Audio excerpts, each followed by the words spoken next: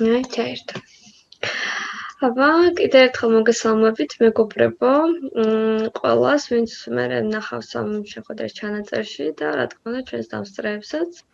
ეს არის ჩვენი რიგით უკვე მეოთხე შეხვედრა, ხო სწორი ვარ, სანდრო? ფიქრობ რომ მეგონი მეოთხეა, მეოთხეა, კი.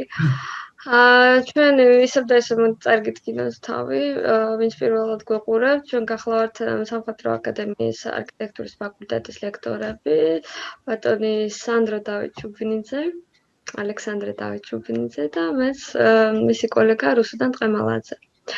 ჩვენ ვართ არქიტექტორები და პედაგოგები. შესაბამისად, გვაქვს ხოლმე ესეთი სერია შეხვედრების, სადაც საუბრობთ ასე აქტუალურ თემებზე, რომლებიც რაღაცნაირად თან რელევანტურია არქიტექტურასთან და თან მაინც აი უფრო მე ვიტყოდი ჩვენ ყოველდღიურ ცხოვრებასთან და ჩვენს მომავალ ცხოვრებასთან არის ძალიან დაკავშირებული. ხო და მოგიწოდებთ წინა შეხვედრები თუ არა გაქვთ ნანახი. მე მაქვს YouTube გვერდი და იქ ვდებ ხოლმე მოკლედ ამ შეხვედრებს, ну გარდა იმისა, რომ სხვა მასალებიც იქიდება. ჩვენი ჩვენი კურსისა და შეგიძლიათ მოკლედ ნახოთ. YouTube გვერდს ქვია Russo Sensei, Russo 2S-ით. ესე მეძახიან ხოლმე ჩემი სტუდენტები. ვინაიდან ეს მასწავლებელო ნამეტანი სკოლის ასაკიდან მოყოლებული რაღაც ისეთი წოდება არის და თან ცოტა კომუნისტური. თუმცა არა კომუნისტური უფრო ის არის ხოლმე პატივცემულო, არა სანდრო? პატმას. 2S ამოკლები. პატმას. ხო და მე ესეთი აპდეიტებული სტატუსი მაქვს, ესე იგი და შესაბამისად შეგიძლიათ ეგრე მომწონოთ YouTube-ზე. ძალიან გამიხარდება თუ შემოგვერდებით. ახლა რაც შეეხება ჩვენს დღევანდელ შეხვედრას, თემას ქვია პროგრესის არქიტექტურა. ესე განვაცხადეთ, მინდა ხაზი გაუსვა, რომ არის არა არქიტექტურის პროგრესზე საუბარი, ხო, როგორც ამ დისციპლინის პროგრესზე საუკუნეების განმავლობაში, არამედ თვითონ პროგრესის როგორც ცნების სტრუქტურაზე, მოდი ესე ვთქვათ. სანდროსაც და მე ძალიან გვიყვარს ეს სიტყვათა თამაშის ესთეტიკა და გვიყვარს ხოლმე რაღაცა კლიშე თემების შემოტანა და მე გარჩევა და საუბარი. ვინაიდან როგორ გითხრათ რა, ახლა 21 საუკუნემდე ისტორია ისე მოვიდა, რომ თითქმის ყველაფერი, რაც ჩვენს გარშემოა, ყველაფერი უკვე გახდა ერთხელ და არაერთხელ განსჯის საგანი, ხო? შესაბამისად, ზოგადად რთულია ხოლმე იყო ორიგინალური და თქვა რაღაც ახალი და განსაცვიფრებელი. თუმცა ეგ იმის საშუალებას არ უნდა გვაძლევდეს ჩემი აზრით, რომ საერთოდ არ ვილაპარაკოთ და არიქა რადგან ყველაფერი უკვე ნათქვამია, მოდი თავი დავანებოთ მსჯელობას. პირიქით, ანუ აპრიორი ის უნდა ვიცოდეთ, რომ ვინაიდან ყველანი ვიბადებით განსხვავებულები, ხო, ჩვენ დნმ-დან გამომდინარე ელემენტარულად, ტუბებიც კი განსხვავებულები არიან, როგორც იცით. შესაბამისად, ორი სიტყვა, რომელსაც იტყვის სანდრო, არასოდეს არ დაეთხოვა იმ ორ სიტყვას, რომელსაც ვიტყვი მე, ერთი და იგივე თემაზე, ხო? ძირითადად ეგრეა ხოლმე. შესაბამისად, რა ვიცი, ანუ მოკლედ ჩვენი შეხვედრების ფორმატი არის ესეთი გონებრივი შტურმი. წინასწარ არ ვწერთ ხოლმე ძირითადში არაფერს, უბრალოდ გვაქვს განცხადებული თემა, 2-3 დღით ადრე ვარჩევ ხოლმე, ну, როგორც წესი მე. და მე ესე ხვდებით და მუსაიფობთ. პლუს ჩვენი ძვირფასი მსმენელები, რა თქმა უნდა, გვერდთვებიან ხოლმე და მაგას ძალიან მოუწოდებთ. სანდრო, შენ თუ გინდა, რომ ეხლა რაღაცა განცხადება გააკეთო ამ თემასთან დაკავშირებით, რა ვიცი, გისმენთ. განცხადება არა, მაგრამ შეიძლება ვეცადო რომ შემოვაგდო რაიმე ეგუარი ინტრიგა, როგორც იტყვიან. ინტრიგა არ ვიცი, ამდენად იქნება, მაგრამ მე მინდა ესეთი რაღაცა ვთქვა. არის თუ არა დაკავშირებული საერთოდ ოღონდ ფენომენურ დონეზე ბუნებრივია პროგრესი და ევოლუცია. პროგრესი და ევოლუცია. და შეიძლება თუ არა მე არ ვაპირებ ეს ორი ტერმინი ერთმანეთს ჩაენაცვლოს, მაგრამ არის თუ არა ზოგადად არქიტექტურის კონტექსტში თუნდაც პროგრესი პარალელური ევოლუციის ანდა შეიძლება თუ არა რომ თქვა ხდებოდეს ევოლუციის რეგრესია და ზოგადად რაღაც გარკვეული პროგრესია სხვა კუთხით. სტაგნირებდეს რაღაც სხვა მიმართულება და პირიქით ზიადიოდეს თქვა რაღაც მეორე მიმართულება. ურთიერთგადამკვეთი იყოს, აცდენილი. აი მაწუხებს ძალიან. პროგრესი და ევოლუცია. ზოგჯერ მგონია ხოლმე რომ ერთმანეთში ურევენ მორცნებას. ხო, მაგით ვთქვი რომ არ უნდა აურიო, მაგრამ აი შეიძლება თუ არა პარალელურად იმუშაო, აი ეგ არის საინტერესო. ხო, ერთმანეთში არ უნდა აურიო, რა თქმა უნდა. სხვათა შორის შეიძლება ცოტა გრძელად რომ უპასუხო მაგ შეკითხვას, იმიტომ რომ მეც ვფიქრობდი მაგაზე და უბრალოდ თვითონ ცნების ამბები რომ განმარტოთ ჯერ. ვინაიდან ევოლუცია არის ძალიან ძველი ცნება და ბიოლოგიური ცნება. ანუ აი ბიოლოგიურ დონეზე ძალიან მარტივად რო ვთქვათ, მაგალითად, რაღაცა ქვეწარმავალი იყო, ხო, წყალში ბინადარი, უძველეს დროში, მილიონობით წლის წინ. შემდეგ განვითარდა მისი ევოლუცია, ხო? ანუ როგორც ვამბობთ ხოლმე, ევოლუციის გავლენით სხეულმა განიცადა ტრანსფორმაცია და უშუალოდ ლაყუჩები მოიშორა, მოვიდა ხმელეთზე, ჯერ ხმელეთზე ამოვიდა, მერე მოიშორა ლაყუჩები. ეგ ფარფლების მაგივრად წამოვიდა უკვე კიდურები და ასე შემდეგ და ასე შემდეგ, ხო? ეს ბიოლოგიის წიგნებში ყველას გვინახავს ჩვენ, ხო? და ესეთი განვითარება, ყოველ შემთხვევაში მეცნიერული გზით მიღებულია, ჩავთვალოთ რომ ასე იყო, ხო? რომ წყლიდან ამოვიდნენ ცოცხალი არსებები, მერე ხმელეთზე განვითარდნენ და უკვე ბოლოს მიდის უკვე დახვეწილ, ასე იგი მტაცებელ ცხოველებამდე, ხო, რომ ქერცლი მოიშორეს და რა ქვია, ბეწვი წამოვიდა და ასე შემდეგ. ყოველ შემთხვევაში, დარვინის ვენდობით კიდევ უფრო წინ წავიდა, მოგახსენებათ, რომ ადამიანსაც მიაწერს, ხო, მთელ ამ ჯაჭვში ჩასვა და რომ მაიმუნებისგან მერე განვითარდა, პიტეკანტროფი და ასე შემდეგ, ხო, ეს საფეხუროვანი სისტემა, ბოლოს უკვე ჰომო საპიენსი და ასე შემდეგ, ხო, ეს დიგიტალური ადამიანი ბოლოს 21 საუკუნეში. ეს უხეშად რო ვთქვათ.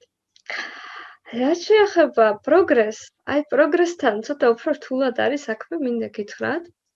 ვინაიდან ახლა ჩემთვისაც ძალიან უცნაური აღმოჩენა იყო, სხვათა შორის ამას ბოლო პერიოდის აღმოჩენაა. ხო და კაცმა რა თქოს, ამიტომაც ავარჩიე ეს თემა, მინდა გითხრათ, ვინაიდან მოვისმინე ერთი საოცარი ადამიანის ლექცია და აღმოვაჩინე, რომ როგორი სულელი ვიყავი. ზოგადად როგორ გითხრათ, როგორც ყველას ასეთი რაღაცა დამემართა, უცებ მივხვდი, რომ ძალიან სულელი ვარ. იმიტომ რომ ეს ჩვენი უკანასკნელი თაობების პრობლემაა, ასე ვთქვათ, რომ ჩვენ აღგვზარდეს უკვე ამ პროგრესის კულტში და ჩვენ ვერ წარმოგვიდგენია ცხოვრება პროგრესის იდეის გარეშე, ვინაიდან ეს არის ძალიან კულტივირებული იდეა. და სინამდვილეში პროგრესის იდეა იცით რამდენი წლის არის? უხეშად რო ვთქვათ? როგორ ფიქრობთ? რამდენიცაც კაცობრიობა ალბათ. არა. ოლი. უფრო ძველი? არა. პროგრესის იდეა, ახლა შენს გაგიკვირდება და მე სულ შოქში ვიყავი. არის სულ რაღაც 300 წლის მაქსიმუმ. ფილოსოფიურ კონტექსტში, ამ ტერმინს გულისხმობ. ხო, მაშინ კი ბატონო. არა, ტერმინს არა, თვითონ ცხოვრების სტილს. ახლა ნახე განგიმარტა. იმიტომ რომ დასაბუთებულად თუ გნებავთ, შემიძლია მოგცეთ კი არა და აუცილებლად მოგცემთ ამ წყაროს. ძალიან საინტერესო ასეთი უკრაინელი ფილოსოფოსია და ლექტორია ეს კაცი. ანდრეი ბაუმაისტერი, გერმანული წარმოშობის უკრაინელია, კიევში კითხულობს. სხვათა შორის, რუსულენოვანი არხი აქვს YouTube-ზე და რუსულად იდება, მთელი მისი კონტენტი, ეს ჩვენთვის კაია ამ შემთხვევაში, ვინაიდან ახლა უკრაინულად მე გავიჭედებოდი მაგალითად და რუსულად კიდე რა უჭირს. და ერთი სიტყვით, მას ჰქონდა ძალიან საინტერესო ლექცია პროგრესზე, როგორც ძალიან უარყოფით იდეაზე ჩვენი თანამედროვეობისა. და როგორ განმარტავს, ნახე.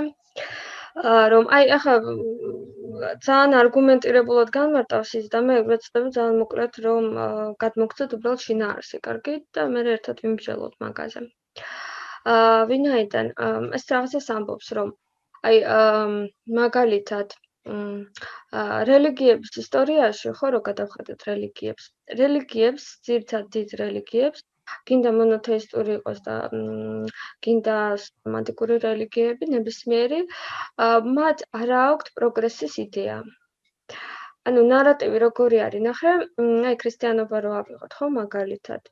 ნარატივი არის ასეთი რომ იწყება ისტორია, ხო, ნუ დავუშვათ არ შევეხოთ ძველ აღთქმას, მაგრამ აი ქრისტეთი იწყება ისტორია. ხო, მიდის მე რაღაცა ასე ვთქვათ, აი როგორც რომანს რო განვიხილავთ ხოლმე, ხო, არის დასაწყისი, არის შუატანი და მე არის დასასრული და დასასრულში გასაგებია მოიაზრება მეორედ მოსვლა. და ამით დასრულდება, ასე ვთქვათ, ისტორია. ანუ ნარატივი არის ლინეარული და დასრულებული. არანაირი პროგრესის იდეა იქ არ არის, რომ ჩვენ ახლა რაღაცა უნდა პროგრესით და განვითარეთ და რაღაცა არა, იქ არის სხვა თავისი ქრისტიანული ფასეულობები, რომლებზეც არ ვიმსჯელებ ახლა, მაგრამ უბრალოდ შევთანხმდით, რომ ასეა. და მოკლედ არის ნარატივი ასეთი.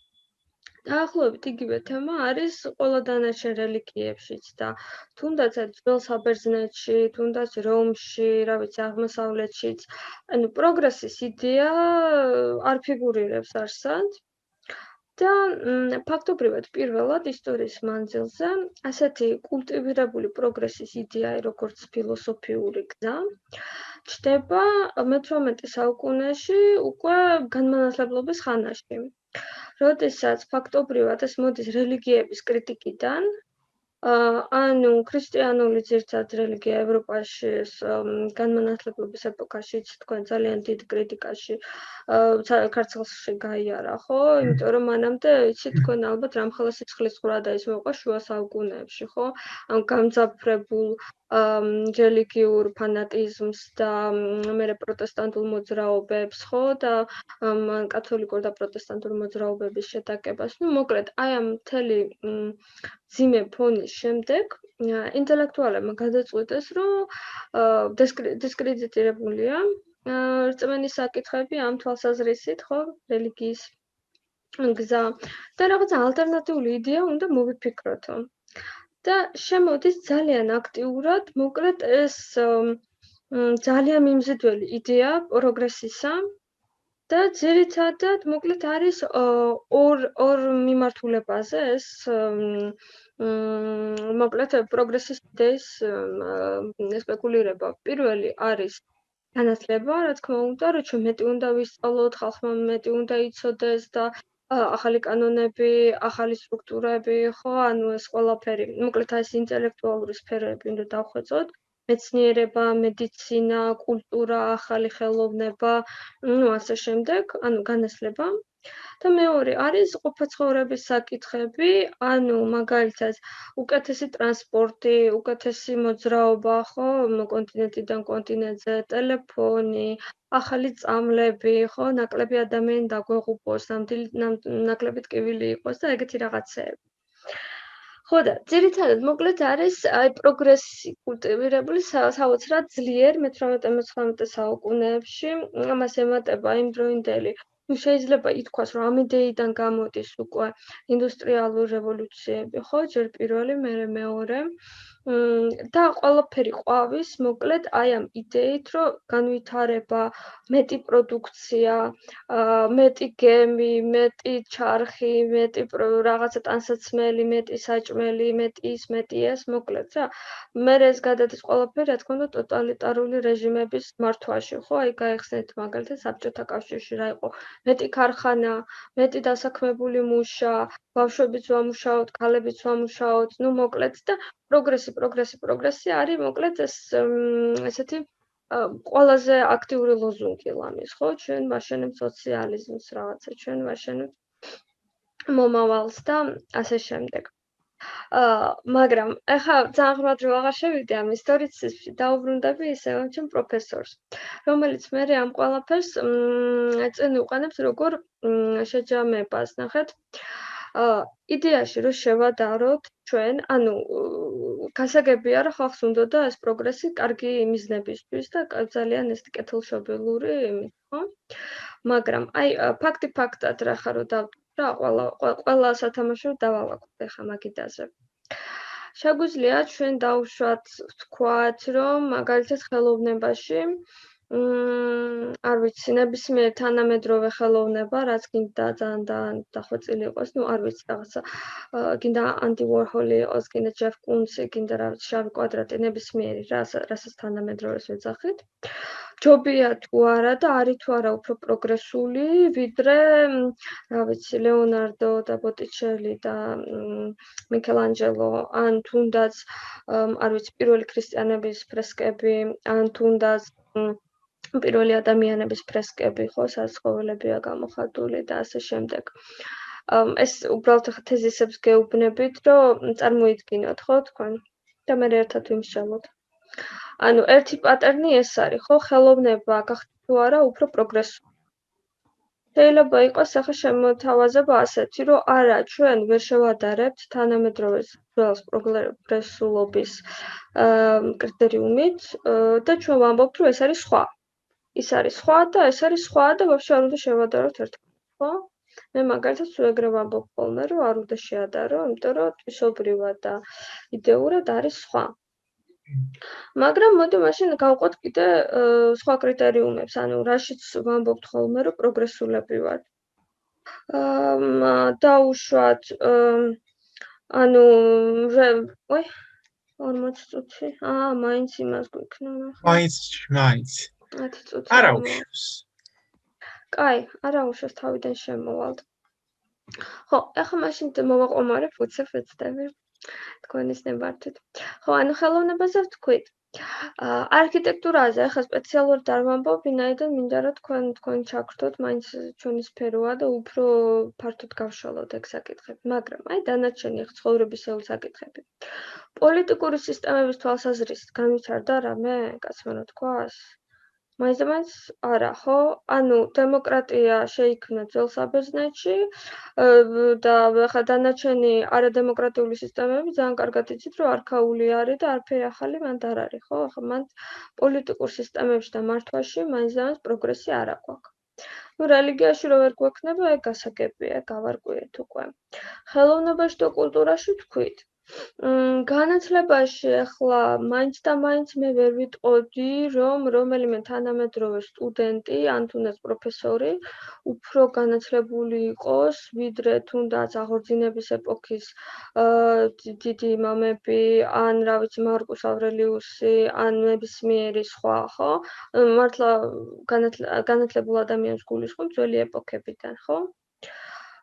შესაბამისად, ანუ იქითკენ მივდივართ, რომ მაინც და მაინც ეს პროგრესის იდეა, რომელიც ჩვენ აპრიორულად ესე გონია, რომ არსებობს და ძალიან წარმატებული მოდელია, ანუ რაღაცნაირად ესე ეტაპობრივად მტკიცდება, რომ თლათ ეგრე არ არის. კაია თუ ცუდია, კიდე სხვა საკითხია, მაგრამ ყოველ შემთხვევაში ჩემც იყო პირადად ძალიან დიდი შოკი, როცა უცებ მივხვდი, რომ კაცმა რა თქოს პროგრესი არ არის. ანუ პროგრესი არის რაში, იცით? ახლა პირდაპირ გეტყვით რა ხარ ვაწუთია. პროგრესი იდეაში ჩვენ გვაქვს ყოფი ცხოვრებაში, ლამის მხოლოდ. ანუ რას გულისხმობ, ნახეთ, მეტი საკვები პროდუქტი გვაქვს მაგალითად, რა თქმა უნდა, ვიდრე 200 წლის წინ. ეგ იმას არ ნიშნავს ამავდროულად, რომ ხარისხი მისი უკეთესია, უფრო პირიქით, იმიტომ რომ ყველაფერი პესტიციდებით არის სავსე, ხა იცით თქვენ და მანდ არის უკვე ხარისხზე კი არა და რაოდენობაზე. და მაგაზე ცალკე ვთქვათ კიდე მერე ორი სიტყვა, ვინაიდან მე მგონია მნიშვნელოვანია. ხო, და აი ნახეთ, საჭმელი მეტია, მაგრამ უარესი ხარისხის, მოძრაობა ტრანსპორტით მეტია და უფრო კომფორტულია, მაგრამ იმის გამო რომ მეტია და რაღაცა კარგავს ხარისხს აბსოლუტურად. ანუ ახლა პანდემიაა და სახლში ვხედავთ, მაგრამ მანამდე წელიწადში 3-4 ჯერ მაინც სადმე მივდიოდით ხოლმე, ხო, უაზროდ. უაზროდ მე ვგულისხმობ სულელურ ტურიზმს რა, ხო ხვდებით? ადამიანი მერე რომ გაჩვენებს 2000 ფოტოს და გეუბნება, რომ მე ერთი კვირის განმავლობაში 7 ევროპულ დედაქალაქში ვიყავი და ნახე რამდენი ლამაზი სურათი მაქვს და ამავდროულად არც იმ დედაქალაქის, ну, არ ვიცი, მოკლედ კულტურა საერთოდ რო არ შეეხო ადამიანი და აზე რო არ არის სად იყო. ძალიან ცუდ რაღაცებს ვამბობ მესმის ახლა რა, მაგრამ ეხა ვიღებ მაგალითად მასიურ ტურიზმს, ხო ხვდებით არა? აი გადარბენით რო არიან ხოლმე რა, სელფის გადასაღებად. ხო. მაშინ როცა დაუშვათ მე-18 საუკუნეში ლონდონიდან რომში ჩასვლა იყო მთელი ეპოპეა, სამაგიეროდ რო ჩავიდოდა ადამიანი, 1-3-4 თვე იქ ცხოვრობდა, ნუ მთელი ზაფხული და იქ იყო მთელი ლათინურად კითხვა ორიგინალებში ვერგილიუსის და რა ვიცი მე დათვალიერება ყველაფრის მარტო კოლიზეუმისა არა და ყველა მუზეუმისა და სანახაობისა და მოკლედ ჩაღრმავება კულტურასთან და ასე შემდეგ. ნუ ორი სიტყვით რო გითხრათ, ეგ მოიტანა ჩემი აზრით და მე მგონია რომ მეთანხმებით ნაწილობრივ.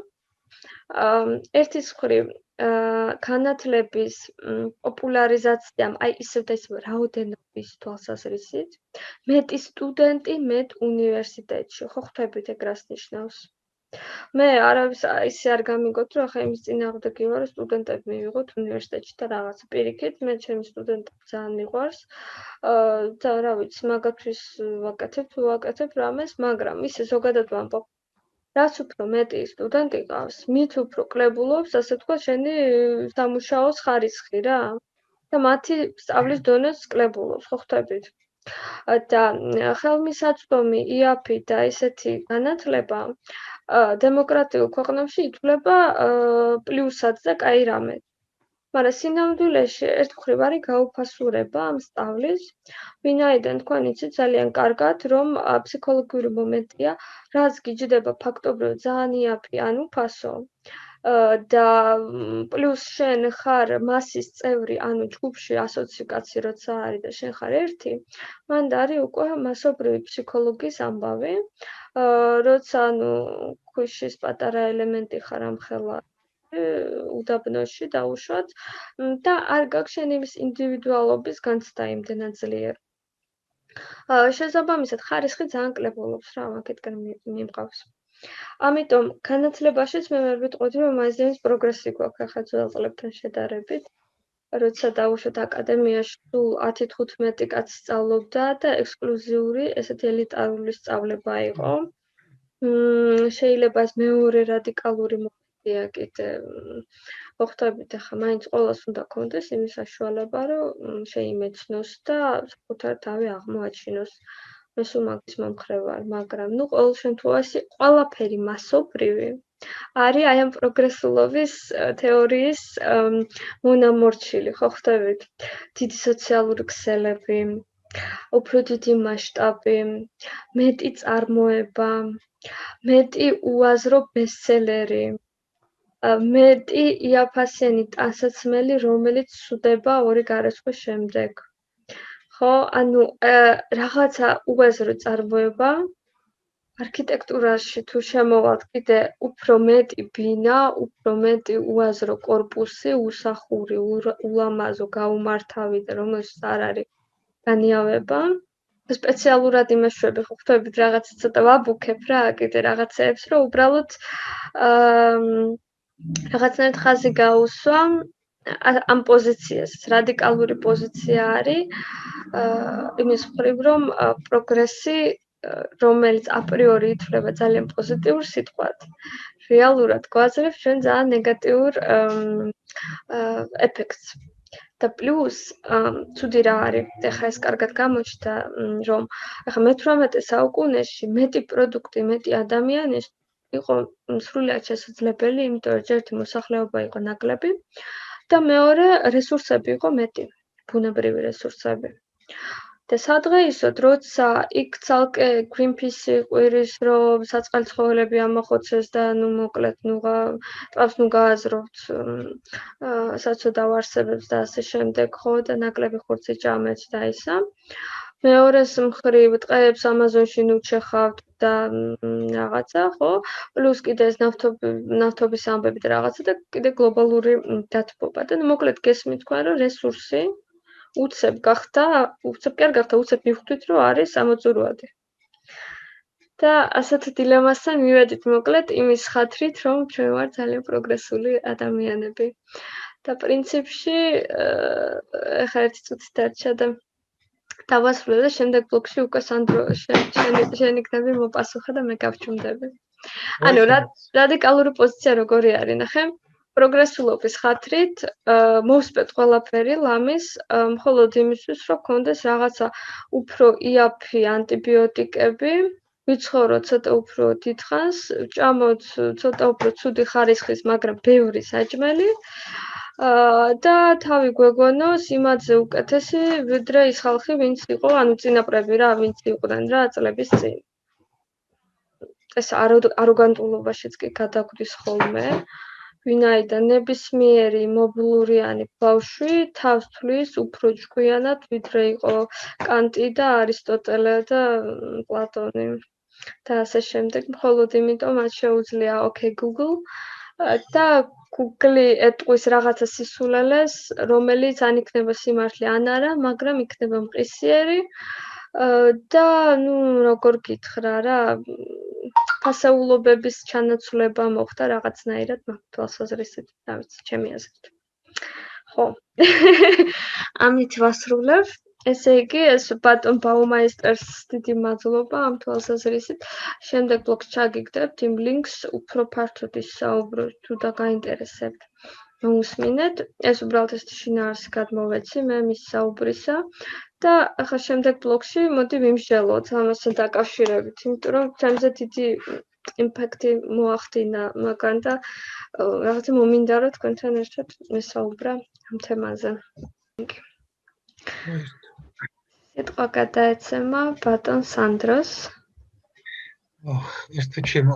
ნახეთ ახლა როგორი მომენტია. საერთოდ მე ამ თემაზე რო გითხრათ სიმართლე, ესე ღრმად არასდროს არ მიფიქრია. ამიტომ რომ მიუყვებოდი პროგრესს. მეც ისევე როგორც რუსომ აღნიშნა, სასიამოვნო ვსწრებდი თავს. მაგრამ მე მიფიქრია სხვა მომენტებზე. მე მიფიქრია იმაზე, რომ აი თუ კი გადავხედავთ ჩვენ ძველ ეგვიპტეს და მის ისტორიას, ნუ უხანგრძლივესი ისტორია, ხო? ეს კულტურა იყო უძრავი პრაქტიკულად რა, პრაქტიკულად უძრავი, დაწყებული გამოსახულებით გაგრძელებული რიტუალით დამთავრებული ალბათ კულინარიით და არქიტექტურითაც. მინიმალური რაღაც შეიძლება იყო. მაგრამ ეს კულტურა არსებობდა. მაგრამ პროგრესის არარსებობა ამ სიტყვის ისეთი სტერილური გაგებით, ხო? კი, უმდიდრესი კულტურა შემოგვინახა, მაგრამ ეს კულტურა გააჩერა. მე ვფიქრობ, რომ პროგრესი როგორც ფენომენი, კულტურის ფენომენი მგონია ყველა ვარიანტში, არის აუცილებლად ევოლუციის ნაწილი. და რატომ? ევოლუცია როგორც დავარქვათ ბრჭყალებში რაღაც ცოცხალი ორგანიზმი, გონი, ჰეგელისეული გონი, ალბათ ხანდახან უშვებს ხოლმე პროგრესის წარმოქმნას. რომ უძრაობა არ იყოს. ყველა არგუმენტი, რომელიც მოვისმინე, არის სწორი. კი ბატონო. მოდი ახლა ძველ ეგვიპტეს გავანებოთ თავი, ჰეგელს და გონს გავანებოთ თავი და მოდი ვილაპარაკოთ მარტო ხელოვნებაზე. პირველი ალტამირას გამოქვაბულის ეს მშვენიერესი, ეს გამოსახულებები, ხო, საოცარი, ახალშობილი ადამიანის შექმნილი ისინი, ძალიან რთული ფენომენი, ხო? ნუ პრიმიტიული, ორგანზომილებიანი, მაგრამ ძალიან ლამაზი მოქნილი ხელით შესრულებული. მე რა თქმა უნდა, ასე ვთქვათ, პროგრესირებს ეს ვიზუალური გამოსახულება, ძალიან უხეშად რო ვთქვათ, ადამიანი უფრო ამგვანებს რეალობას თავის გამოსახულებას და მოვდივართ აქ ბატონო აღორძინებამდე და მე მთელი ამბები ხდება და მე ვიგებთ კაზიმირ მალევიჩის იმას შავ კვადრატს. ეხლა როგორ გადავხდი, წარმოგიდგენიათ, არამეცნიერულად დავიწყე ლაპარაკი, მაგრამ მაინც. რას ნიშნავს ეს? ნუ მალევიჩი ალბათ ხო არის რაღაც გარკვეულ შემთხვევაში პროგრესის ნაწილი. ალბათ. მის მოძღვრებას რო შევეშვით, არის თუ არა შავი კვადრატი ხელოვნების პროგრესის მაჩვენებელი. ჩემი აზრით, თან არის მაჩვენებელი, თან არ არის. ერთდროულად შეიძლება ეგეთი რაღაცა იყოს. ვიზუალურ კონტექსტში, რა თქმა უნდა, არაფერი არ არის, შავი კვადრატი ძალიან ესეთი მომენტია, ხო? მაგრამ ინტელექტუალურ კონტექსტში არის, რა თქმა უნდა, პროგრესის ნაწილი, ინტელექტუალურ ნაწილში. ანუ ვიზუალურმა ხელოვნებამ მოკლა ვიზუალი, შეიძლება განაგდო ვიზუალის თემა და შემოიტანა შინაარსი, ნარატივი შემოიტანა. და ნარატივის კუთხით არაფრით არ ჩამოუვარდება მალევიჩი თუ არ აღემატება თუნდაც იგივე თქვათ, რა ვიცი, რუბენსა და რემბრანდტს და მიქელანჯელოს. ოღონდ ნარატივის კუთხით. შეიძლება უფრო მეცაც გვიყვება ზოგადად რაღაცეებს. ღმერთო ჩემო, რა რთული თემაა. მაგრამ ერთი კიდევ პროგრესი, რაშიც შეიძლება მხოლოდ იყოს გამართლებული, გარდა იმისა, რაც ჩამოიდგა, იქ მართლა ნეგატიურად იყო. მეცნიერება, ზუსტი მეცნიერება. ზუსტი მეცნიერების კუთხით პროგრესმა მოიტანა ყველაფერი საუკეთესო. მედიცინა კი ბატონო თავისთავად. მედიცინა, გარემოს გამოკვლევა, ტექნოლოგია, ბუნებრივია, ინფორმაციული ტექნოლოგიები და ასე შემდეგ. ასე რომ აქედან გამომდინარე შეიძლება ითქვას, რომ ეს ჩვენი პროგრესი არის ავკარგიანი რამე. და შეიძლება გაჩერდეს ოდესმე კაც არ არის პრობლემა. შეიძლება დაუბრუნდეთ ეხა ჩვენ ოდესმე. ისე პრინციპში რა პროგრესის ის არის, ყოფ შეჩერების სურვილი არის, ეს რობერტ ვენტური კაცო რაღაც ვარიანტში. აღარ გვინდაო ეს მოსაწყენი მარტივი ფორმებიო, ამდერო ესეულიო და წავიდა ისე უკან. რაღაც ვარიანტში ხო რაღაც ანტიპროგრესული ნაბიჯი ხო ამ სიტყვის უკვე არაცუდი გაგებით. და დაუბრუნდეთ წარსულს. რაღაც ვარიანტში ალბათ ეგეც არის. თუმცა საწავიდა ვენტური და პოსტმოდერნისტები გასაგებია ძალიან კაი რაღაცაში წავიდნენ, მაგრამ სხვა რამეში. და მე მგონია რომ ყველაზე ანტიპროგრესული და ყველაზე გემრიელი ბერკეტი არის პოსტმოდერნიზმი ალბათ. ყველა კონტექსტში. ყველაში არა, თუ არა და მაინც ნაწილობრივ მომენტებში რა. ლიტერატურა ავიღოთ, თუ გინდა და რა ვიცი, ვიზუალური ხელოვნება და რომანიც თუნდაც. ასე რომ რა ვიცი 50-50. შენ ხო იცი ინტელექტუალურ საზოგადოებაში ინტელიგენტებს თუ გინდა რომ ადამიანი ესე ლამაზად და ინტელექტუალურად დამცირო უნდა უთხრა რომ პოსტმოდერნიზმი მართლა ეგრეა? სად კაცო? ყველგან ისეა. რა ვიცი, ყველგან თუ არა ყოველ შემთხვევაში, ჩემ გარშემო ვინც ინტელექტუალები არიან, ნახდებით იმაზე, რომ პოსტმოდერნიზმმა თითქმის არაფერში არ გაამართლა. რაღაცნაირად არ ვიცი, ყოველ შემთხვევაში ესთეტიკის დონეზე. მე მაპატიეთ ძალიან შეზღუდული თუ ვარ იმ თვალსაზრისით, რომ ესთეტიკით ვაფასებ რაღაცებს. მე ვთვლი, რომ ეგ შეზღუდულობაა სიმართლე რო გითხრათ, უბრალოდ უნდა ვაღიარო ჩემ თავში აღმოვაჩინე ეს მომენტი, რომ ჩემთვის არის ძალიან მნიშვნელოვანი ესთეტიკა. შეიძლება არ ვარ მართალი მაგაში. ხო და ეს სიტყვით პოსტმოდერნისტული თუნდაც რობერტ ვენტურის კიდე არა უშავდა, მაგრამ მაიკლ გრეივსის შენობებს რო ვუყურებ, ჩემო მეგობრებო თუ არ დაგეზარებოთ რომ დაგუგლოთ, უბრალოდ მაიკლ გრეივსი და შეხედოთ, რაზე ვსაუბრობთ. ეს არის დისნის ცენტრები და ასე შემდეგ ეს ვითომ ძველი ბერძნული ესე იგი ანტიკური შენობა არის ვითომ და მთელი ეს მე რა ქვია ანტაბლიმენტი 7 ჯუჯას რო უჭირავს ესე კორეს კარიატიდების მაგივრად 7 ჯუჯა რო ყავს და ასე შემდეგ. ანუ ეს არის და კიჩი რა თქმა უნდა. კიჩი ხო, მე რაღაც კიჩში გადადის კი. ხო, იცი როგორ გითხრა? მე მაპატიეთ იცევ და ისევ, მაგრამ აი როგორც ვიზუალს და როგორც ესეთს, ჩემთვის ერთ-ერთი ყველაზე საძულველი რაღაც არის კიჩი და ესეთი პოსტმოდერნისტული უგემოვნო თამაშები ჩემი აზრით. ზოგ შეიძლება მოწონს, ვიცი, რახან არსებობს ეს შენობები და უზარმაზარი სასტუმროები არის ეგრე გაწყობილი, გაკეთებული და 5 ვარსკვლავიანი სასტუმროები სხვა შორის, ამრავი ფული იხარჯება იქ ყოველდღიურად და კაზინოებში და ასე შემდეგ. ანუ აქედან გამომდინარე, ახლა რახან არსებობს ვეგასი და ყველაფერი. ასე იგი არსებობს ესეთი ხალხის კატეგორია, ვისთვის სულ ერთია ეგ და ურჩევნია ნევადას უდაბნოში წაბრძანდეს დაუშვა და იქ ნახოს პირამიდები, ვიდრე იფრინოს ახლა ატლანტიკის ოკეანიდან და ერთ ჭირიმე და ნამდვილი პირამიდა და უშიქო კიდე უფრო ცხელა და რა გვინდა, ხო? და აქ უფრო იაფად მანქანით ჩავრძანდება, თან იქ ითამაშებს, ცოტა წააგებს, ბევრს დალევს და პირამიდაც იქვეა, ვენეციაც იქვეა, თან გადახურულში და მოკლედ ლას-ვეგასი რობერტ ვენტურის არ იყოს ძალიან მაგარი ფენომენია. ახლა მაგაზე მომიწევ სხვა შორის ჩემი მეოთხე კურსელებთან შევდივარ, ახლა პოსტმოდერნიზმი უნდა წავიკითხო და წინასწარ ვემზადები, მოკლედ უკვე ის მაქვს რა. შინაგანი ძრწოლა მაქვს, მაგრამ მე მგონია მოვერევი. რაღაცნაირად იმას ვიზავ. დაბირო გულთან ახლოს არ მევიტანო. თუმცა რა ვიცი, ჩემთვის როგორ გითხრა, იცი? რაღაცეების უარყოფა მხოლოდ იმისთვის, რომ მოდი ესე ვიტყვი, ორიგინალობა, ორიგინალურობა გულისთვის ჩემთვის არ არის პროგრესის ნიშანი. ხო, რა თქმა უნდა. რაღაცა კარგის უარყოფა იმისთვის, რომ შექმნა რაღაცა უარესი, მაგრამ ისეთი, რაც მანამდე არ არსებობდა, ჩემი აზრით არ არის პროგრესი და პირიქით რეგრესია. რა ვიცი, აი პოსტმოდერნიზმთან მიმართებაში. მოდერნიზმზე იგივეს ვერ ვიტყოდი, მაგალითად, იმიტომ რომ მოდერნიზმმა გასაგებია, რომ კატეგორიული უარი თქვა ისტორიულ მატიანაზე და ყველაფერზე, რაც იყო მანამდე, აბსოლუტური უარია. და ეს არის გაუმაძღარი ხო, ქართულად ხო ესეა? უძღების შვილი, ხო. ანუ აბსოლუტურად უძღების შვილის კომპლექსი აქვს ყველა მოდერნიზმზე, ეს არის კლასიკური მათი კომპლექსი და ამაზე არის დაფუძნებული მთელი ამხელა მოძრაობა, მაგრამ აი როგორი დახვეწილობაა და როგორი ესთეტიკაა და რა ნამუშევარია უბრალოდ რომ შეხედოთ მაღალი მოდერნიზმი, ხო?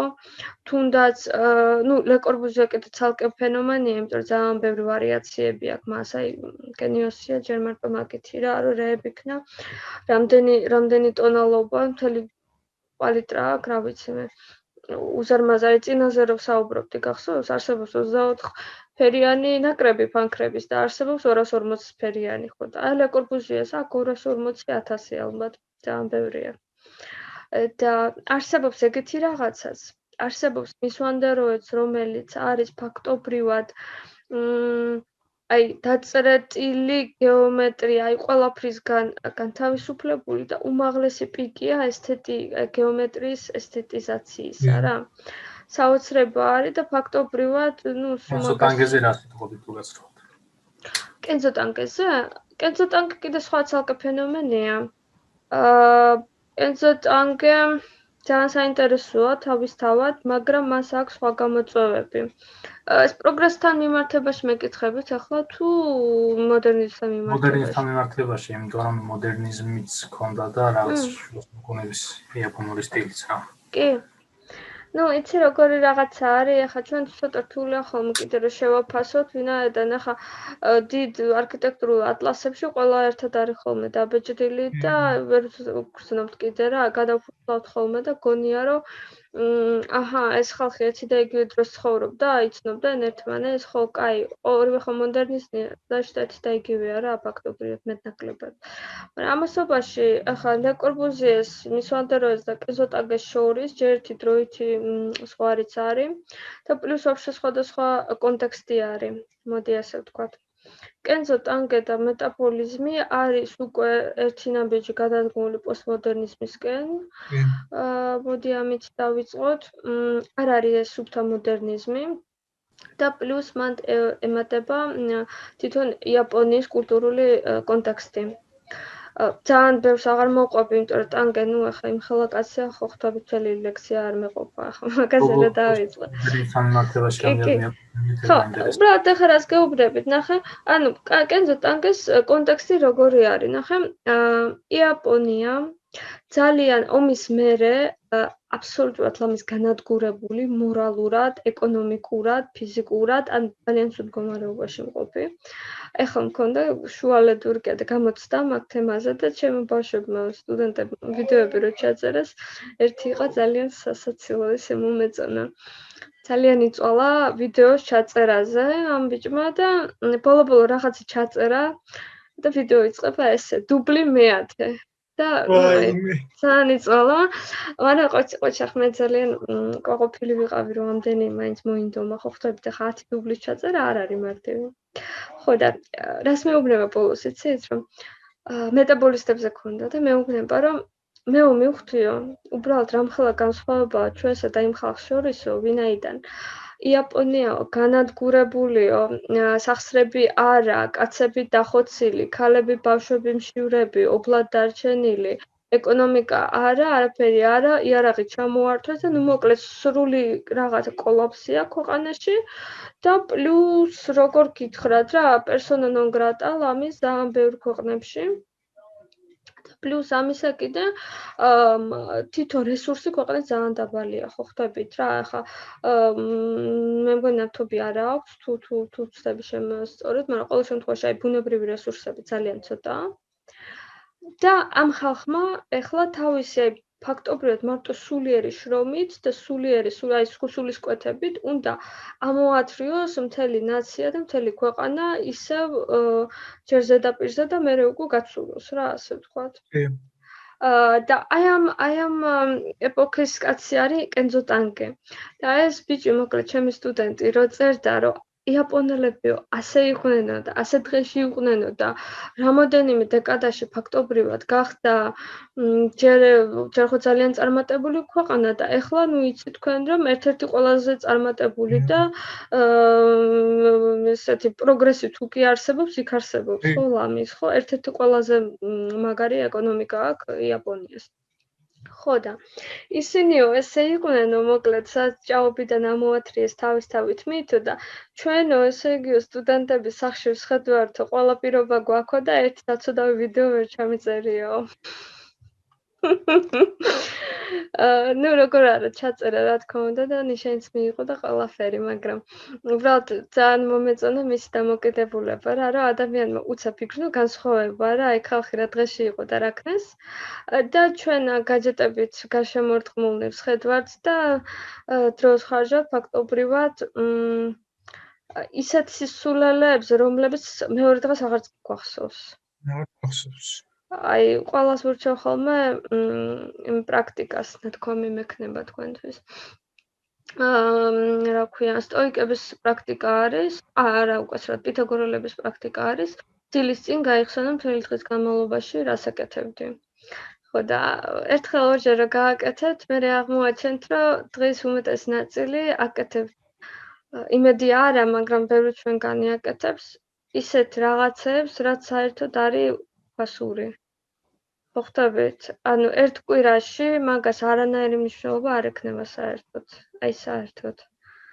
და ამასობაში ყოველთვის გვერდზე გადაგვაქვს ის რაღაცები, რაც მნიშვნელოვანია და რაც შეიძლება ჩვენთვის იყოს ფასეული. და მე აქ მარტო იმას არ გულისხმობ, რომ იქ რა ვიცი, ლევ ტოლსტოი გადავშალოთ და წავიკითხოთ და რაღაც აი ფუნდამენტურ განათლებას არ გულისხმობ.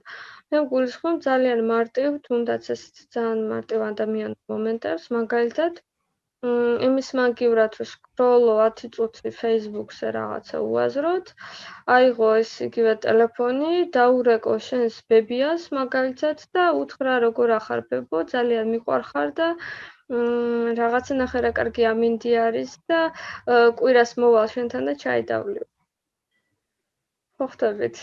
ძალიან ბანალურია ალბათ და ჩვენ ხშირ შემთხვევაში გვეხამუშება, რომ ჩვენ მეგობარს ვინმეს უთხრათ ძვირფასო იცი როგორ მიყვარხარ, რა კარგია რომ ჩვენ მეგობრობ და რაღაცა თბილი სიტყვები, როცა არავინ არ მოკვდა და როცა დაბადების დღე არ არის რა, ხო ხვდებით?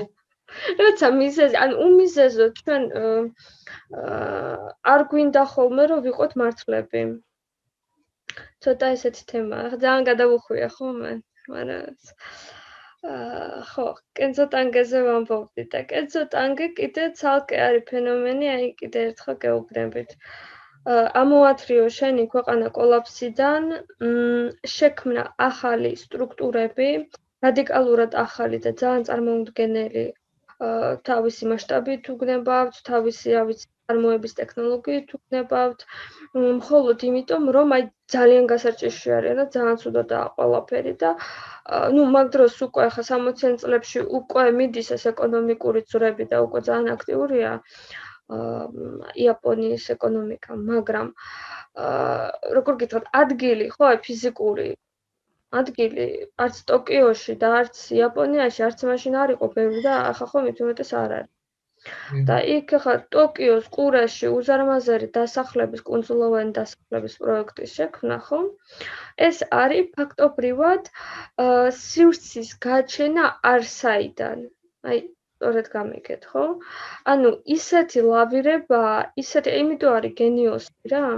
კარგად აკეთებს, თუდად აკეთებს, ვერ ააშენეს, რაღაცა ეგ სხვა საკითხია. თითო პრინციპი აზროვნებს, ნახე როგორი არის. მე არაფრისგან შევქმნა რაღაცა. ის ზღაპარი რო არის, ხო, იცით? ქალი რო აქვს ქვრივი და მშივრები რო ყავს შვილები და რო არ იცის რა აჭამოს და ქვებს რო ჩაყრის წყალში და მოხარშავს და წყალს რო აჭმევს და ვითომ სუპია. აი ცოტა ეგეთი რაღაცაა, ხო ხვდები, არაფერი არა მაქვს, მაგრამ დიდი საჭიროება რომ რაღაცა ვქნა. აი მაგ პრინციპიდან არის გამოსული ეგ თემა. და მაგ თვალსაზრისით ბუნებრივია ძალიან პროგრესული არის ეგ. თუმცა ისევ და ისევ აი ჩვენი სკეპტიკური 21 საუკუნის იმიდან რომ გადავხედოთ ახლა ხო? იქ რა თქმა უნდა მოვა ვიღაცა ბუღალტერი და დაუთვლის. აბა კენძო ტანკე. რამდენი ლითონი დახარჯე შენ მზით კონსტრუქციაზე, ხო? რა დაჯდება იმის რკინა-ბეტონის ჩასხმა იმ დამჭერებში, რომელიც ჩვენ ახლა ტოკიოს ყურაში უნდა ჩაამაგრო ზღვის მასე ფსკერზე, ხო, რომ დაიჭიროს შენი კუნძულოვანი სტრუქტურა, ხო? მოდი, აბა რამდენი იენი დაიხარჯება ამაში. და მოკლედ, მოდის უკვე სმეტა, მერე მოდის უკვე ეკოლოგიური მომენტები, რომ იაპონიაში ჩვენ ეს პროდუქცია არ აგვაქვს, ან მასალებს გულიხმობ. ეგ უნდა ჩამოვიტანოთ, არ ვიცი მე, ჩინეთიდან, ტაივანიდან, იქიდან, აქედან. რა დაჯდება ამის ტრანსპორტირება, რამდენი ნავთობი ჩაიღრება ამასობაში ზღვაში, რამდენი საწყალი მშვენიერი ზღვის ბინადარი დაიღუპება მაშინ, ხო? და კიდე შეიძლება მუშახელიც არ გვეყოს და მოდი მაშინ რაღაცა იაფი ჩინური მუშახელი შემოვიყვანოთ, რომ მალე დაგვიმონტაჟონ. ერთი სიტყვით. ისკენ მივყავს, ხო ხვდებით, ანუ ყველაფერს აქვს რაღაცნაირად ორი მხარე და ის რაც ქაღალდზე არის შეიძლება ძალიან პროგრესული, როგორიც იყო მაგალითად სოციალიზმი, ქაღალდზე ძალიან პროგრესული ჩანს. რომ 8 საათი დღეში მუშაობთ და არანაირი მუშაობა პატარა ბავშვებისთვის და ქალებისთვის რაღაცა, რაც არის ძალიან ბუნებრივი და კარგი. ეგ ვიცით ყველამ რომ დამთავრდა გულაგით და ასე ისე სახარბიელო თემებით. ხო და რაღაცებზე თვალის დახუჭვა, როგორც სარტრი ჩავიდა მაგალითად საბჭოთა კავშირში დაათვალიერა და თქვა, დიახ, ესეთი უნდა იყოსო და ესო კაიაო და მაოძედუნი კაი კაციაო. რაღაცებზე თვალის დახუჭვის დრო მე მგონი ცოტა წავიდა უკვე და რა ვიცი. რამდენად გაგეცით პასუხი? ვერ გეტყვით, მაგრამ რა ვიცი, ესეთია ჩემი კომენტარი ამ ეტაპზე. რა სიტყვი სანდრო? მე ვიტყვი იმას, რომ მე არ წარმომედგენია ჩემთან თავად ცხოვრება პროგრესის გარეშე. ვერ გამოვალ მაქედან, გამორიცხულია. მე მგონი იმიტომ, რომ მაგას მიზეზი არც გააჩნია. გონია რომ ბუნების ნაწილია რა. თუმცა, ეხლა ამ შემთხვევაში ზუსტად ევოლუციის თემას შეიძლება შევეხოთ მაგ ვარიანტში. აი, როდესაც ხდება მაგალითად ორგანიზმის შეგუება გარემოსთან რაღაც გარკვეული პირობებიდან გამომდინარე, ხო? ანდა მე ორგანიზმის თავი გავანებოთ, ავიღოთ მაგალითად მთელი ისა რა ქვია, ჯგუფი ორგანიზმების, ხო, ჯიში, ხო? ბუნებრივია ისინი ეგუებიან მიუხედავად იმისა, კარგია, სასიამოვნოა, ცუდია, ჩვენ მაინც ერგებიან და ბუნება დომინირებს. მე ვფიქრობ, რომ პროგრესი ზუსტად ოღონ კულტურულ კონტექსტში იყო ერთგვარად აუცილებელი პირობა ჩვენი კაცობრიობის განვითარებისა. ოღონ ნაწილი, ეს პროგრესი არის ნაწილი. იმიტომ რომ ერთ დროს იყო პროგრესი. აი ხო ავიღოთ მაგალითად ჩვენ რომის იმპერია, როცა ქრისტიანობა შემოვიდა და მოახდინა მისი, პრინციპში კულტურის ზონეს განადგურება, რომაელებს ჰქონდათ კბილანა მექანიზმები, ჰქონდათ ცემენტი, ჰქონდათ რესორებიანი ისინი რა ქვია, ტრანსპორტი, ხო? უცებ ჩაგუდა. სანდრო, ბოდიში ჩანარს გავაკეთებ. მე ის კი არ ვიგულისხმე, რომ განვითარება არ იყო მეტი. განვითარება როგორ არ იყო, ტექნიკური იყო და ყველაფერი. უბრალოდ როგორც იდეა რა, ანუ ფუნდამენტური ფილოსოფიური იდეა, რომ ჩვენ ამას ვაკეთებთ პროგრესის გულისთვის. ეგეთი რამე არ იყო მეთქი? არ იყო ბუნებრივია, თავისთავად არ იყო. ანუ შეიძლება პროგრესი იყოს, რა თქმა უნდა არის სულ, მაგრამ მისი იდეა არ იყოს. იდეა გაუთვითცნობიერებელი იყოს რა. ხო და არ ვიცი, შეაჩერებს რამე პროგრესის სურვილს, ეგ არის საინტერესო. რა შეიძლება შეაჩეროს? რა არის? ალბათ კი, უბრალოდ ჩვენ მოგვიწევს დიდი ინტელექტუალური სამუშაო, ერთ-ერთი იმის გასააზრებლად, რომ საერთოდ საჭიროა შევცვალოთ ეს მექანიზმი. და მე განათლებაში უნდა ჩაჯდეს თვითონ ეს საჭიროება რა. ანუ რას გულისხმობ, ნახე, იქიდან გამომდინარე, რომ თან ხვდებით, რომ ეს იდეა არის შექმნილი, ასე ვთქვათ, ადამიანის გონის მიერ და შემდეგ არის ნასწავლი და ესეთი ქადაგებების და ასე შემდეგ და ჩვენი ნასწავლი პრიორიტეტების მიერ არის ათვისებული ძალიან ღრმად. შენც გათქვი, მეც გავთქვი, რომ ჩვენ უკვე ისე ვართ ამ კულტურაში გაზრდილები, რომ ვერავის ვერ წარმოგვიდგენია, როგორ შეიძლება მაგის გარეშე, ხო?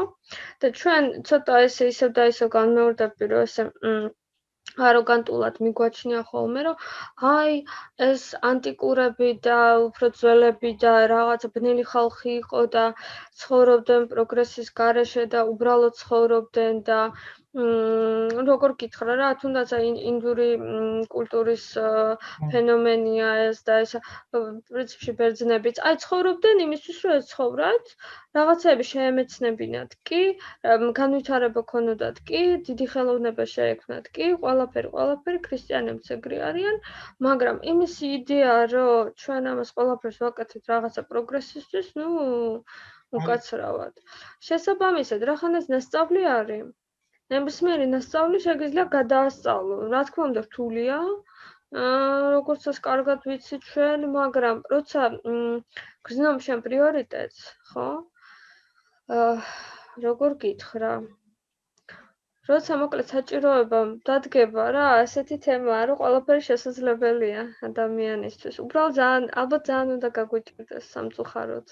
იმიტომ რომ კარგი მდგომარეობიდან და კეთილდღეობიდან ჯერ არავინ არ წასულა რადიკალურ შეცვლამდე. ანუ ელემენტარული რაღაცა, როცა კარგად ცხოვრობ, აი ლუარსაბ თათქარიძე რა მაგალითად. აი კარგად ცხოვრობ, შემოსავალი გაქვს და ყოველდღიურად ყოფაზე ფიქრობ, დღეს რა ვჭამოთ, ხვალ რა ვჭამოთ, დღეს რა ვჭამოთ, ხვალ რა ვჭამოთ. განაც ცუდი კაცია?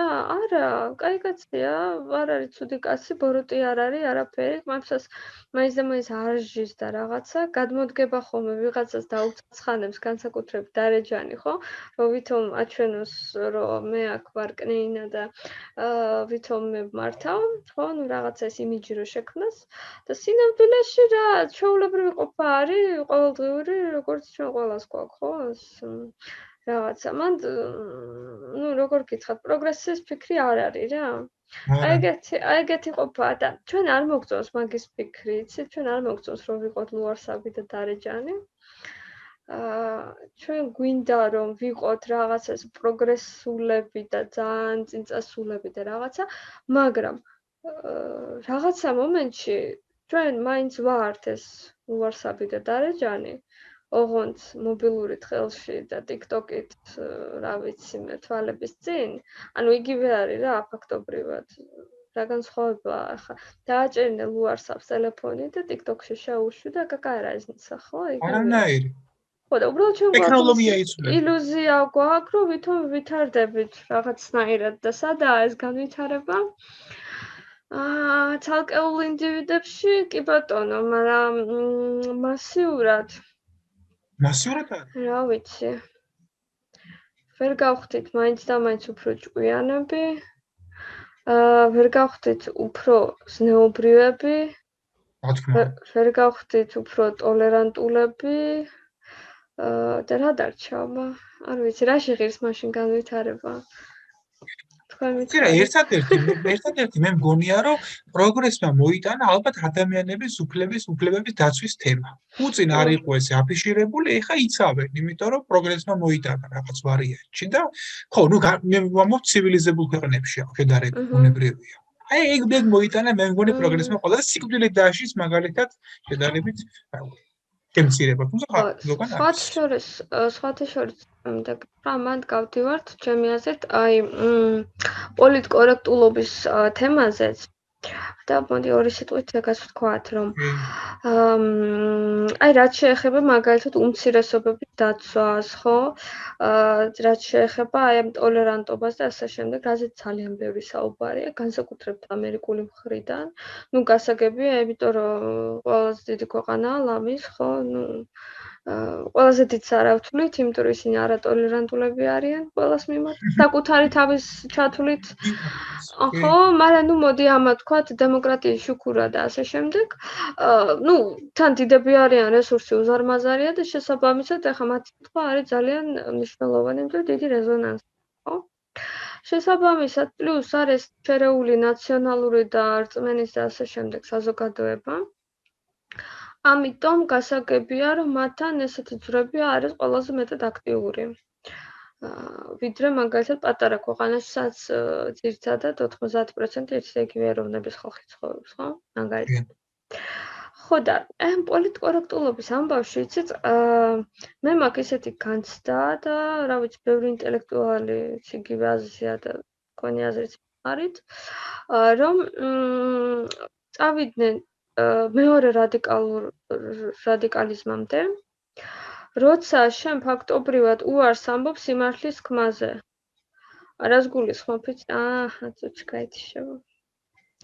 კაი, გავახანგრძლივოთ, მერე გააქვს დრო, გნებავთ? მე კი. კაი, რა ვიცი. როგორც მეტყვით. ხო და რას გულისხმობ, ნახეთ?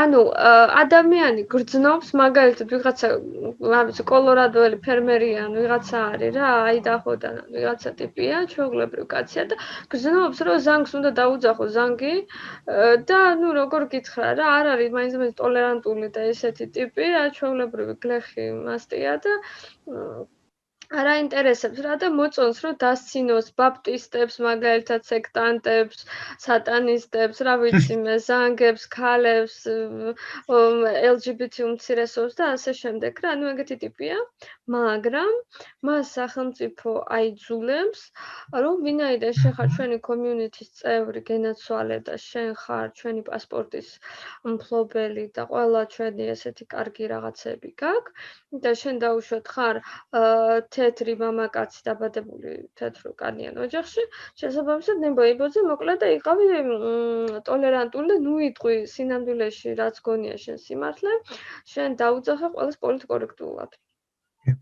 ერთის მხრივ ვითომ კარგია, მაგრამ მეორეს მხრივ არის საოცრად დიდი ფარისევლობა, ვინაიდან ერთი გზა არის, როცა შენ მართლა ფიქრობ და როგორ გითხრათ, სისხლისეულად გამჯდარი გაქვს, რომ ეს ხალხი მართლა ღირსი არის პატივისცემის და შენ მართლა გულწრფელად ეუბნები ისეთ სიტყვებს, როგორც მათ უნდათ რომ მოისმინონ. და მეორეს მხრივ, როცა შენ გულში სხვა რამეს ფიქრობ და როგორც კი სახში შემოხვალ, პირდაპირ ზანგებს აგინებ და პირდაპირ LGBT-ს აგინებ და პირდაპირ ვიღაცა და გარეთ გახვალ თუ არა, უცებ ესეთი კარგი სახე გაქვს რა და ანუ ხო ხვდებით რა ხდება რა, შიზოფრენია. ჩვეულებრივი, როცა გარეთ სხვა ხარ და შიგნით სხვა ხარ. ხო და როგორ გითხრათ, ერთის მხრივ ეს არის თითქოს დემოკრატიული, მაგრამ მეორეს მხრივ, ჩემი აზრით ყოველ შემთხვევაში, ცოტა არ იყოს ტოტალიტარული რეჟიმის ისა აქვს რა, სუნი, ელფერი. ვინაიდან საბჭოთა კავშირიც ეგრე იყო, ხო ხვდებით რა, ანუ და არა მხოლოდ რა, ბევრ ტოტალიტარულ ქვეყანაში ეგრეა, შენ გაქვს საზოგადოებრივი სახე, რომელიც ყველა ადამიანი კომუნისტი იყო, ყველა ათეისტი იყო, ყველა წითელი იყო და ყველას უყვარდა ლენინი. სახში შემოვიდოდნენ თუ არა, რას ლაპარაკობ, პირჯვრის წერაც იყო, აღდგომაც იყო, ბავშვის მონათლაც იყო და რაღაცეები, ხო, კიდე. ხო და ნუ ეს არის რაღაცა გაუფასურება ამ ფასეულობების. ისევ და ისევ ადამიანის ტვინის მოქნილობა, რომ მე შემიძლია გადარჩენისთვის მე რაც მჭირდება ყველაფერი ვიყო. მინდა ორსახაიანუსი ვიქნები და მინდა ისე ვიქნები, მინდა ასე ვიქნები და ნუ მოკლედ ძალიან ვარ ჩაუღრმავდეთ მაგ თემას.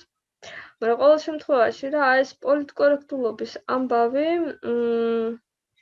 ერთის მხრივ სხვათა შორის მან ძალიან პოლიტიკაში არ მინდა გადასვლა, მე არ მიყვარს ეს პოლიტიკა, მაინც არ მაინტერესებს, მაგრამ აი ბატონი ტრამპი რო აირჩიეს პრეზიდენტად, ხო? მაშინ ძალიან ბევრი ამბობდა, რომ მას ძირითადად დაუჭირა მხარი იმ შტატებმა, რომელიც არის აგრარული შტატები და ისევ და ისევ უბრუნდები აი ამ ჩვენ ესეთ ნაკლებად განვითარებულ ფერმერს, რომელიც არ არის პროგრესული, ხო? და არ უმოწონს პოლიტკორექტულობა. ანუ ფაქტობრივად ეგეთ ხალხზე გონდა მას გათვლა და ეგეთმა ხალხმა აირჩია ეს კაცი, რომელიც სუპერ კორექტული იყო, ხო გახსოვთ არა? ავაშენებ კედელს, იმასე მექსიკასთან იმას ვიზავ, ამას ვიზავ და ნუ მოკლედ კარგად გახსოვთ ხო რაც იყო. შესაბამისად და ეგენი არიან უმრავლესობა, რა თქმა უნდა, მოსახლეობის უმრავლესობა ეგენი არის, როგორც ყველგან, ხო. ხო და ნუ არ ვიცი, ანუ მაგ თვალსაზრისით ეხლა რისი თქმა მინდა. ეს პროგრესივით ცოტა მოჩვენებითია ჩემი აზრით.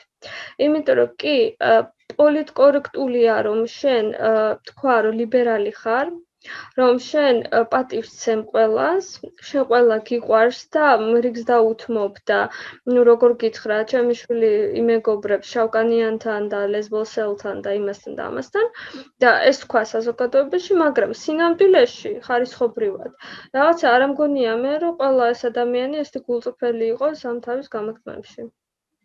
ესეთი განცდა მაქვს. თან როგორ გითხრა რა რა ვიცი. მე უბრალოდ მაქვს ისეთ გამოცდილება, რომ მაგალითად სწავლობდი ძალიან ლიბერალურ გარემოში, ლიხტენშტაინში, სადაც იყო ფაქტობრივად, ანუ ყველა კონტინენტიდან ყვავდა ჩვენ სტუდენტები. ძალიან ბევრი იყო აფრიკელი და შავკანიანი, ძალიან ბევრი იყო აზიელი, ჩემი მეგობრები იყვნენ ძირითადად აი ჩამოსული გაცვლით სტუდენტები აზიიდან და სამხრეთ ამერიკიდან და აფრიკიდან. ფაქტობრივად ევროპელებთან ძალიან ცოტა მქონდა მე ესეთი ძალიან ახლო ურთიერთობა, ანუ ხო გემნები რა ახლო მეგობრები ვინც არიან ესენი იყვნენ. და იქ იყო სუპერტოლერანტული გარემო, ზუსტად იმიტომ რომ ხელოვნურად ესე ქმნიდნენ რომ ერთმანეთთან ძალიან კარგად ყოფილიყავით რა და იქ არ იყო ესეთი ჩაგვრა და вообще ერთი მომენტი არ იყო იმისის, მაგრამ ეს კიდევ ერთხელ ვიტყვი, ეს იყო რაღაცა პატარა კონტროლირებადი კლასტერი სტუდენტებისა, რომლებიც ისედაც აპრიორი ლოიალურები არიან ერთმანეთთან და განათლებულები არიან, ხო ხტებით? და აქ ახლა ჩვენ პროგრესის ამბავში მასიურად რო განვიხილავთ მთელ დედამიწას, ხო? სადაც ერთი წამი არ ყოფილა კაცობრიობის ისტორიაში, სადმე ომი არ ყოფილიყო, ხო? ანუ ომი პირდაპირ მაჩვენებელია იმისა, რომ ვერ ხერხდება მოლაპარაკება. ესე იგი არ არის პატივისცემა ერთმანეთში, ესე იგი არ არის რაღაცა ტოლერანტობა. ეს ერთ-ერთია, ხო? ხო და ნუ შესაბამისად მაგ მხრივ მოჩვენებით პროგრესი ჩემი აზრით არის, კი, მაგრამ რეალურისა რა მოგახსენებთ. ხო. პარციალობა კი, თუმცა კანონის დონეზე მაინც შემოვიდა. კანონის დონეზე კი ბატონო, ხო, ჯერჯერობით ეგრეა და მე რომ ნახოთ ახლა 100 წელიწადში ხედავთ. ასე რომ, ნახე რა შეიძლება ითქვას, შეიძლება რომ ლიბერალიზმის გარდა იქნეს ფაშიზმად. ყველაფერი შეიძლება მოხდეს. და მე მგონი ძალიან რაღაც ფაშისტური ისინი აქვს ლიბერალიზმის თვისებები. სხვათა შორის უკვე დაიწყო საუბრები ლიბერალიზმის დისკრედიტაციაზე, როგორც სტრუქტურისა. ნუ ახლა მე გასაგებია რომ არ ვარ არც ფილოსოფოსი და არც რა ქვია პოლიტოლოგი, ამიტომ ჩემ თავზე ვერ ავიღებ ახლა მაგის ანალიზს, ბუნებრივია. მაგრამ უბრალოდ იქიდან გამომდინარე რაც მესმის ლიბერალიზმის ხო ბევრნაირი არიან მემარცხენე ლიბერალები, რომლებიც ფაქტობრივად ძალიან ბევრ კომუნისტურ და სოციალისტურ იდეებს იზიარებენ, მაგათი ისინი არიან ხო გამგზელებლები. არიან კიდე, რა ვიცი, ნეოლიბერალები, არიან კიდე ეკოლიბერალები, ანუ ეს ეკოლოგიური თვალსაზრისით რადიკალიზმში რო გადადიან უკვე, რომ ბოლოს იყო შემოდგომის შპიგელში იყო მე მგონი ისო მოუწოდეს მოკლედ აქტივისტი ერთი ქალი და ძალიან მწვავე თემა იყო არ მესიამოვნა, მაგრამ ნუ გაგიზიარებთ. მოუწოდებს განათლებულ ევროპელ ქალებს, რომ არ გააჩინოთ შვილები, ვინაიდან თითო გაჩენილი ბავშვი აპრიორი რა, ანუ ხო გაიზრდება. მას უნდა მოხმარდეს იმდენი რესურსი, რამდენიც, ანუ 10 ბემბეს გამოშვება უფრო ნაკლები დაждდება, ვიდრე ერთი ბავშვია რა, მოკლედ დათვლილი ქონია ამ ქალს და ისეთ შეურაცხყოფილი ვიყავი, სიმართლე რო გითხრათ რა, უკაცრავად, მაგრამ სად ბემბე და სად ბავშვი. ნუ მე ისე რა, ქართული ქალის იმიდან ვსაუბრობ ახლა. და მე იმის მაგრად რომ რაღაცა სხვა მოიფიქრონ, მეტი უკეთესი გამოსავალი ვერ ნახეს, ხო? ახლა მოდი პოპულაცია შევამციროთ და სად? ყველაზე განვითარებულ და განათლებულ ქვეყნებში და არა სადმე სხვაგან. იმის მომხრეც არა ვარ, რომ სადმე სხვაგან შევამციროთ, მე არავის საქმე არ არის, ვინც ამდენ ბავშვს გააჩენს, მაგრამ ზოგადად ვამბობ რა, ანუ ესეც პოზიციაა, ხო ხვდებით? ესეც არის რადიკალური და ლიბერალური ვითომ და განვითარებული პროგრესული პოზიცია, რა. ჩვენ ახლა ასე მოვიქცეთ. ერთი წუთი დარჩა. ვაგრძელებთ? მე რა ვიცი, მე სიამოვნებით ვიყო, ალბათ ერთი 3 წუთიანი მე სიგარეტის მოწევის პროცედურას ჩავატარებ და შემდგომი სეგმენტი ხო მართალი ხარ. ვაიმე, ჩვენ წეველები ვართ. კაი ბატონო. საინტერესო თემაა ძალიან. დავიძაბე, ხო იცით? ცოტა მოდი პოზიტიურისკენ წავიყვანოთ, ვინ ამეტანი ისეთ ნეგატიურ რაღაცებს საუბრობთ ამ ბოლო დროს. მეც მოვყიდეთ. არა, რატო? ვიცი რა, როგორ ჩანს შეიცავს ამ ნეგატივს და აბა მოდი არა თქვა. ნუ, ეგრე გამოვიდა, იმიტომ რომ აი კიდე ერთხელ ვიტყვი, ჩვენ ყველას გონია ძალიან პოზიტიური და თურმე რამდენი წყალქვეშა ის არის რა ქვია მაგ თქვენ. რაღაცნაირად იცი რა აზრი მომივიდა, ხა არ ვიცი, ხა პოზიტიური ალბათ არც ეს არ იქნება, მაგრამ ხომ არ გეჩვენება რომ ჩვენი ცნობიერების მასშტაბი რაღაცნაირად შემცირდა ამ წლების განმავლობაში. თუ კიდე მაგალითს მოგცემ. აი როგორ გეცდა დიდი ამ მე-20 საუკუნის განსაკუთრებით დასაწყისი დიდი ძვრების შემდეგ აი მაგალითად რო ავიღოთ მე-20 საუკუნის დასაწყისის, რა ვიცი, აი ესეთი რა რიგითი ევროპელი, რავი რა ნებისმიერი ქვეყნის. აი ესეთი რა ჩვეულებრივი თანამშრომელი ან ფირმის ან რაღაცა რა, ანუ მოქალაქე რა, მე გულისხმობ არა აგრარული, არამედ ისეთი განათლებული მოქალაქე რა თავის პროფესიით და რაღაცა. ანუ როგორი თემაა ნახე,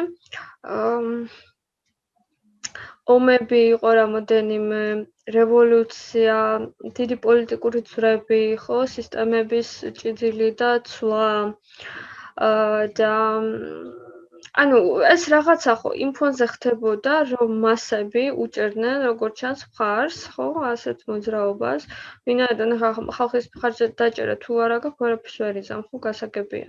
ვინაიდან ეს თითუხთუხი იყო მოკლედ, ხო, ეს ბოლერის იმესავით, ხო?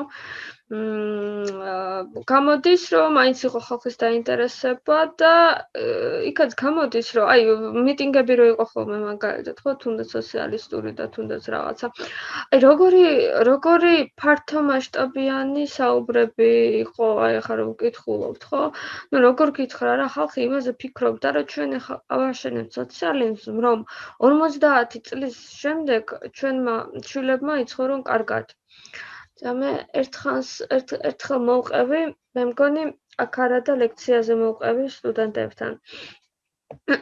ესეთი ისტორიაა. მოკლედ იმას დროის კაფსულებს რო აკეთებენ ხოლმე, ხო იცი? ანუ რო ჩაფლავენ მიწაში და 50 წლის მერე ამოთხრიან.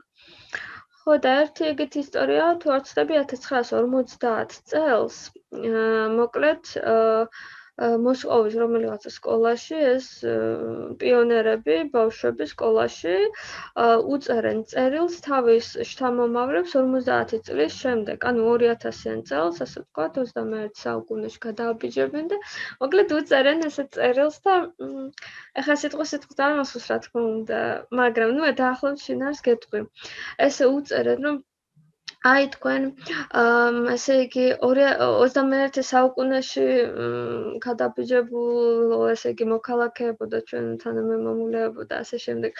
თქვენ ახლა ალბათ უკვე სოციალიზმში ცხოვრობთ.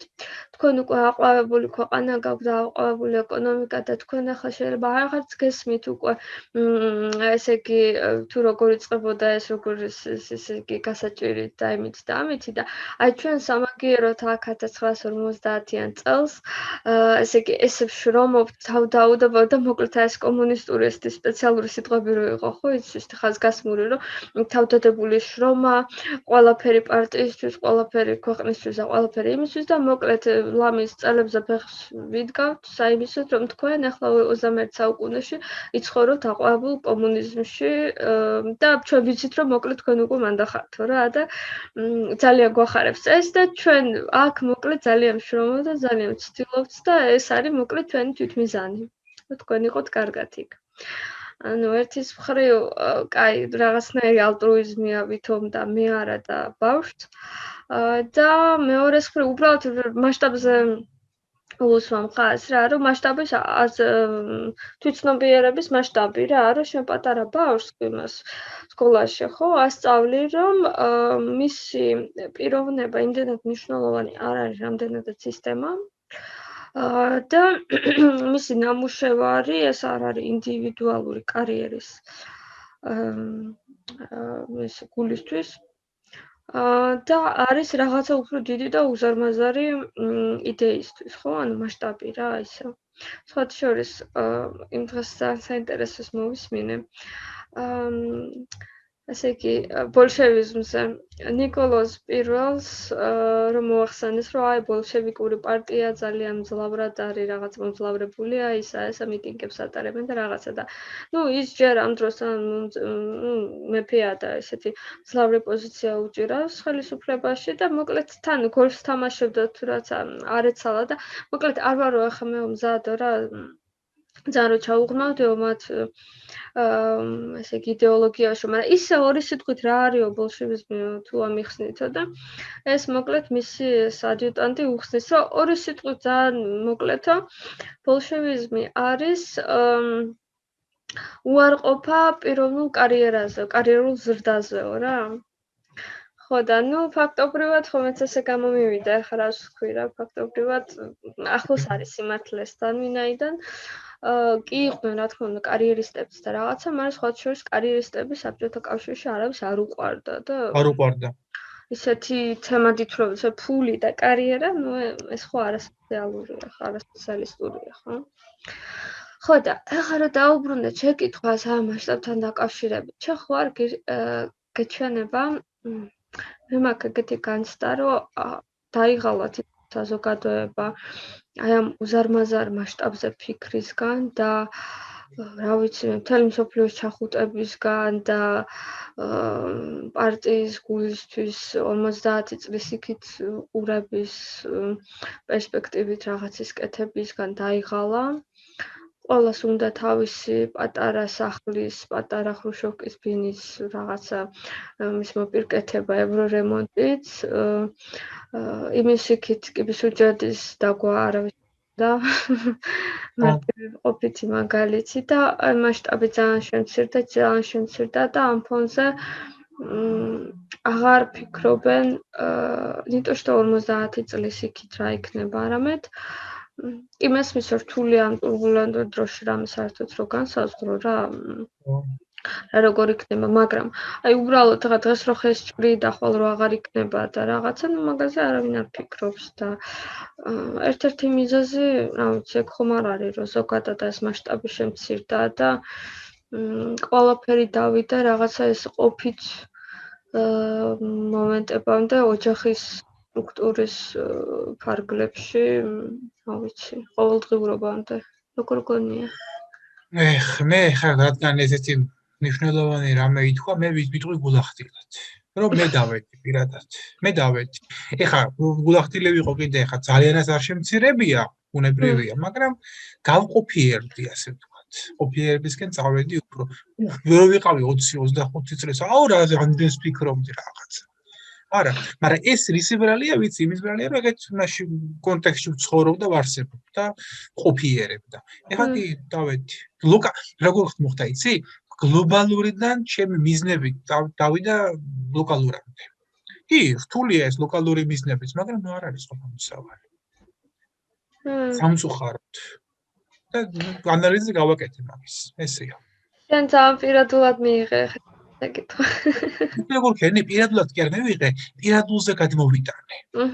აქედან გამომდინარე, რაღაც ვარიანტში ვამართლებ ამ ზოგიერთს, მაგრამ თუმცა ეს იმას არ ნიშნავს, რომ მე შევიმცირე და გავიღარიბე ინტერესთა რადიუსს და მიზნების რადიუსს, ხო?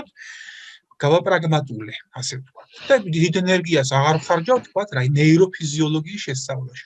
ძალიან მაინტერესებს, მაგრამ აღარ ბაზრებ თავისუფლებას სიტყვაზე. მარტივად რო ვთქვათ. რატო პრაქტიკულ საჭიროებას რო ვერ ხედავ, იმიტომ თუ რას აბრალებ მაინც? მე მაგას ვაბრალებ იმას, რომ მოთხოვნილება არ არის. მოთხოვნილება არ არის. პროდუქტზე რო არ არის მოთხოვნილება, ნუ გააკეთე ეს პროდუქტი. ახ ეს როგორი მნიშვნელოვანი თემაა ხა. ზოგადად აი შემოქმედი ხალხისთვის განსაკუთრებით ახლა ჩვენი მსმენელებით დაგვეთანხმებიან ალბათ. აი როგორ გითხრა რა ადამიანი რომელიც ზის სადღაც და მუშაობს დაკვეთის გარეშე საკუთარ თავზე, საკუთარ შემოქმედებაზე, ცდილობს ყოველდღიურად, აი ფაქტობრივად თანადგომის გარეშე დაუშვათ, ხო, ან მოთხოვნილების გარეშე, მხოლოდ ენთუზიაზმის ამარა ფაქტობრივად გიჟია თანამედროვე სამყაროში.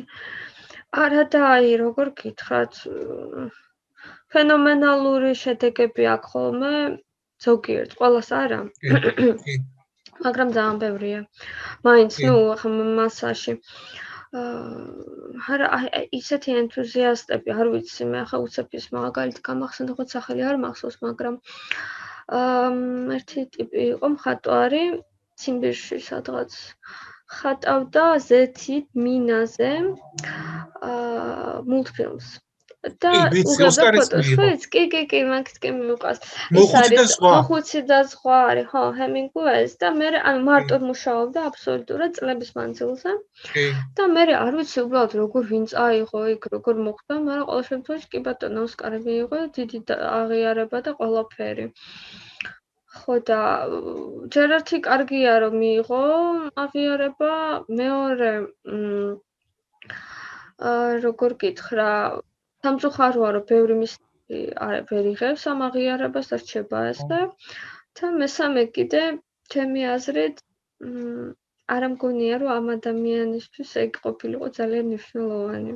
შეიძლება ვცდებოდე, მაგრამ მისთვის უფრო მეტი სიხარული იყო ალბათ ის პროცესი, როცა ამას ქმნიდა და არა ეს ოქროსფერი სტატუეტკა და რაღაცა ასე ვფიქრობ, რომ მე რაღაც 1.300.000 შეკვეთებს რომ მოუვიდეს, მაინც ეს ის აღარ იქნება, რაც ის თავისუფლება, რომელიც მას ჰქონდა ამ ასკეტიზმში, როცა იმას აკეთებ, კაც მოთქვას, რაც გინდა. როგორ ვფიქრობ, ეს არ არის თავისუფლების ზენიტი? როცა არც დამკვეთი არ გყავს ერთის მხრივ, არც არავინ არ ერევა შენ საქმეებში, ვაფშე ყველას რომ ფეხებზე კიდია უკაცრავად ამ სიტყვისთვის რას აკეთებ და შენ რო შენი სიამოვნებისთვის აკეთებ. ხო, იცი რომ იყო, ეხლა მე საკუთარ თავზე ვიტყვი, ეხლა დავიყვანე ეგ ბედნიერება 20%-მდე, დავიტოვე მაინც 20% რომ არ გავგიჟდე. ნახე როგორ არის, ეგეთი თავისუფლები არიან გიჟები. და გიჟები კიდე თავისუფლები არიან. როგორც ჰეგელი იტყოდა. კი, რა თქმა უნდა, არის, მაგრამ თუმცა მეორეს ნახე როგორი მომენტია, გააჩნია კონტექსტს და პროფესიას. ეხლა როდესაც მოთხოვნილების გარეშე ქმნი რაღაცა ნივთებს, არ ვიცი, რა იქ მართლა სიგიჟია ჩემი აზრით და მე მგონი ეგოიზმის პიკიც რაღაც ვარიანტში. და როდესაც აკეთებს, არ ვიცი, ხორთული თემაა ძალიან. მე მგონი ისეთ მომენტია. ისე შემოქმედება და ხელოვნება განსაკუთრებით ხელოვნება განა ეგოიზმი არ არის? არის ეგოიზმი, კი. თუმცა უმეტესი შედევრი მაინც შექმნილია დაკვეთით. კი, არა, მე რას გულისხმობ, ნახე ეგოიზმი ჯერ ერთი მე ცუდ სიტყვის არ მიმაჩნია და შეიძლება ღირდეს, რომ განმარტო ორი სიტყვით უბრალოდ ჩვენთან კონოტაცია ძალიან უარყოფითი ეგოისტი არის ცუდი ადამიანი. და ამასობაში ეგოისტი ისე რა მეცნიერულად არის ადამიანი, რომელსაც უხეშად რა ვთქვათ, აქ ჯანსაღი თვით შეფასება საკუთარი პიროვნების რა. ანუ გაზვიადებული არა, ეგ არის ეგოცენტრისტი, როცა არის გაზვიადებული და კიდევ უარესი მდგომარეობა არის, როცა ნარცისიზმი აქვს. და ნარცისიზმიც ის არ არის, რომ მარტო თავის ის უყვარს თავის პიროვნება და მეტი არაფერი. ეგ არის ძალიან მწვავე ფსიქოლოგიური შემთხვევა, როცა ადამიანს იმდენი პრობლემა აქვს და იმდენი კომპლექსი აქვს, რომ სულ აქვს თვითდამკვიდრების მომენტი და ამიტომ სულ აკვირდება თავის თავს და ამიტომ გადასდის აროგანტულობაში, ანუ სუფთა ვიზუალურად. ნუ მაგას ახლა ეს უბრალოდ ისე განმარტება რა, ეგოიზმთან და ხელოვნებასთან რატო ვფიქრობ, იცი რომ ეგოისტურია? იმიტომ რომ რეალურად სამყაროს ფიზიკურად, აი რომ ვთქვათ რა, ისე პახაროშო ხელოვნება როგორც ასეთი ჩვენ ყოფისთვის და ცხოვრებისთვის კასმარეთქოს არ გვჭირდება. არ გჭირდება. აი რო დავფიქრდეთ, ხო? ეს არის რაღაცა ისეთი ინტელექტუალური და კულტურული ფენომენი, რომელიც ადამიანს სჭირდება უკვე მეორე სტადიაზე, ანუ პირველ სტადიაში გულისხმობს გადარჩენის სტადია, ფიზიკურად გადარჩენის, როცა სჭირდება რაღაცა საჭმელი, თავშესაფარი და ნუ გასაგები გამრავლების ინსტინქტი და რაღაცას ფიზიოლოგიური ამბები, ხო? და შემდეგ უკვე მეორე ვარიანტი, მეორე საფეხურზე მოდის უკვე ეს ინტელექტუალური რაღაცეები და ამიტომ არსებობს ძალიან ბევრი ადამიანი, რომელსაც სახლში არც ერთი ნახატი არ აქვს, რეპროდუქცია არ აქვს, ჟურნალი არ აქვს, არაფერი არ აქვს და მუსიკასაც არ უსმენს დაუშვათ და არის არიან. კი ბატონო, მილიონი. შეიძლება даже უმეტესობას. უბრალოდ ახლა მე ასწავლიან ხოლმე ძირითადში, ახლა თუ ესეთი საზოგადოებაა რა, ცივილიზებული, სკოლაში ყველას ასწავლიან ხოლმე, რომ ეს არის კარგი ტონი, რომ სახლში ერთი რეპროდუქცია მაინც გეკიდოს და წიგნები გეწყოს კარადაში, ხო? თუნდაც არ წაიკითხოს. ხო და ახლა რას ვამბობ, ნახე?